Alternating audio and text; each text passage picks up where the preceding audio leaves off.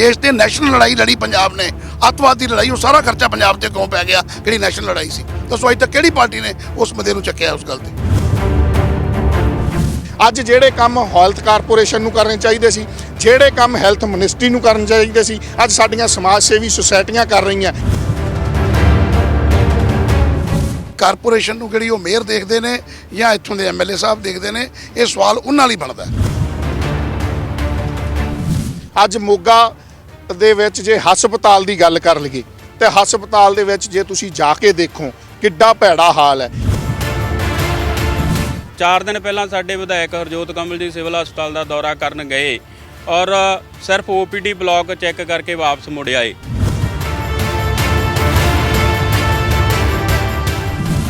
ਅੱਜ ਪੰਜਾਬ ਸਾਡਾ ਬਹੁਤ 2,82,000 ਕਰੋੜ ਰੁਪਏ ਦਾ ਕਰਜ਼ਾਈ ਹੋਇਆ ਦਾ ਕਿ 1 ਲੱਖ ਕਰੋੜ ਲੇਟੈਸਟ ਜਿਹੜਾ ਸਰਕਾਰੀ ਜਿਹੜੀਆਂ ਹੈਗੀਆਂ ਬਿਲਡਿੰਗਾਂ ਗਹਿਣੇ ਰੱਖ ਕੇ ਹੁਣ ਲਿਆ ਗਿਆ। ਇੰਨਾ ਵੱਡਾ ਖਜ਼ਾਨਾ ਖਾਲੀ ਸਾਨੂੰ ਤੁਸੀਂ ਦੇਤਾ ਕਾਂਗਰਸ ਪਾਰਟੀ ਨੂੰ। ਕਾਂਗਰਸ ਪਾਰਟੀ ਕੀ ਕਰਦੀ? सो खजाना खाली आम लोगों ने तो कीता नहीं। ਇੱਥੇ ਆਏ ਦੀ ਹਾਜ਼ਰ ਨਹੀਂ ਹੋਏ ਅਕਾਲੀ ਦਲ ਜਿਨ੍ਹਾਂ ਨੇ ਰਾਜ ਕੀਤਾ, ਅਕਾਲੀ ਦਲ ਭਾਜਪਾ ਨੇ 10 ਸਾਲ, ਉਹ ਪੰਜਾਬ ਨੂੰ ਕਿੰਨਾ ਪਿੱਛੇ ਲੈ ਗਏ। ਅੱਜ ਉਹ ਹੁੰਦੇ ਸਵਾਲ ਉਹਨਾਂ ਦੇ ਬਣਦਾ ਸੀਗਾ। ਮੈਂ ਗੱਲ ਸਰਕਾਰ ਦੀ ਕਰਦਾ, ਨਾ ਕਿ ਮੈਂ ਫਾਈਨਾਂਸ ਮਿਨਿਸਟਰ ਦੀ ਕਰਦਾ। ਫਿਰ ਹੁਣ ਇੰਨੇ ਐਲਾਨ ਕਰਤੇ ਜਿਹੜੇ ਉਹ ਕਿੱਥੋਂ ਪੂਰੇ ਹੋਣਗੇ? ਜਦੋਂ ਚੀਜ਼ਾਂ ਐਸੀਆਂ ਹੁੰਦੀਆਂ ਨੇ ਜਿਹੜੀਆਂ ਕਰਜ਼ੇ ਦੇ ਬਾਵਜੂਦ ਵੀ ਕਰਨੀਆਂ ਪੈਂਦੀਆਂ ਨੇ। ਸਾਰਾ ਕੁਝ ਮਜਬੂਰੀ 'ਚ ਕੀਤਾ। जेकर 15 साल बाद भी ये गल आप कहीए कि भी खजाना खाली है तो फिर ये बहुत माड़ी गल है।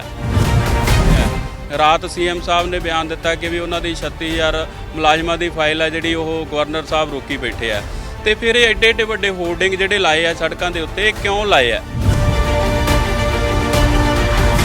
ਜਿਹੜਾ ਬੰਦਾ ਪੰਜਾਬ ਦੀ ਗੱਲ ਨਹੀਂ ਨਿਭਾ ਸਕਿਆ, ਅੱਜ ਕਾਂਗਰਸ ਪਾਰਟੀ ਨੇ ਉਹਨੂੰ ਬਦਲਤਾ। ਲੋਕਾਂ ਦਾ ਕੀ ਕਸੂਰ ਆ? 4.5 ਸਾਲ ਤਾਂ ਭੁਗਤਿਆ ਤਾਂ ਲੋਕਾਂ ਨੇ ਆ ਨਾ।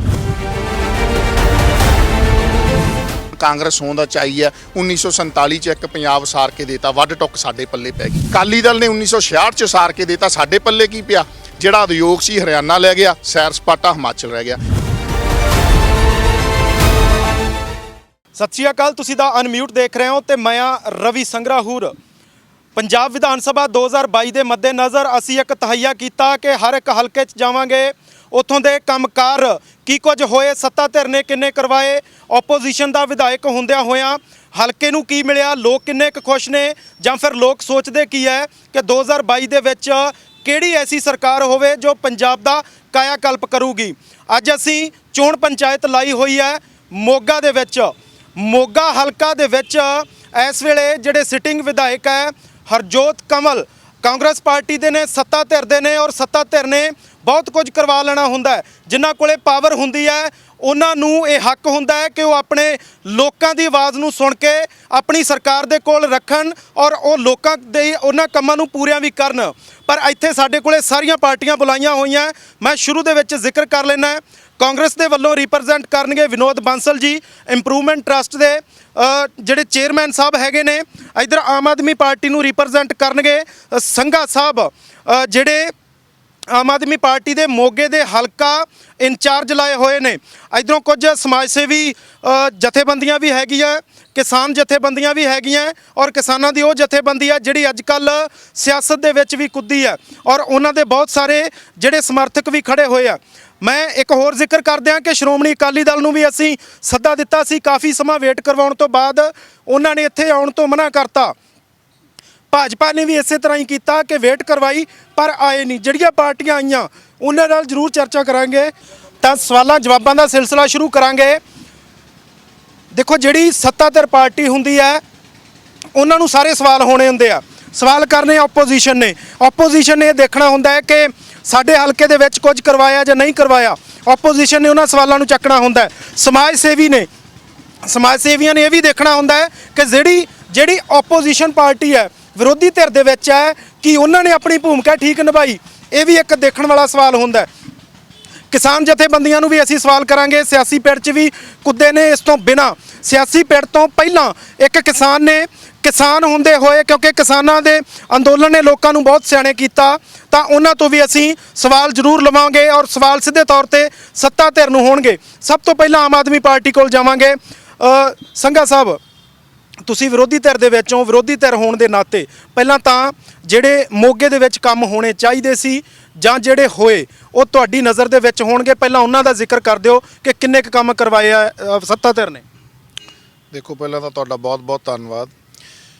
ਜਿੱਥੋਂ ਤੱਕ ਗੱਲ ਆਉਂਦੀ ਹੈ ਕਿ 2017 ਦੇ ਵਿੱਚ ਜਿਹੜੀ ਕਾਂਗਰਸ ਪਾਰਟੀ ਦੀ ਸਰਕਾਰ ਬਣੀ ਸੀ ਔਰ ਉਹਦੇ 'ਚ ਇੱਕ ਨਾਅਰਾ ਦਿੱਤਾ ਗਿਆ ਸੀ, ਚਾਹੁੰਦਾ ਹੈ ਪੰਜਾਬ ਕੈਪਟਨ ਦੀ ਸਰਕਾਰ, ਔਰ ਕੈਪਟਨ ਨੇ ਸਹੁੰ ਚੱਕੀ, ਹਰ ਘਰ ਨੌਕਰੀ ਪੱਕੀ, ਔਰ ਕਰਜ਼ਾ ਕੁਰਕੀ ਖਤਮ, ਫਸਲ ਦੀ ਪੂਰੀ ਰਕਮ, ਜਿਹੜੀ ਮੇਨ ਵੱਡਾ ਮੁੱਦਾ ਬਣਦਾ ਹੈਗਾ।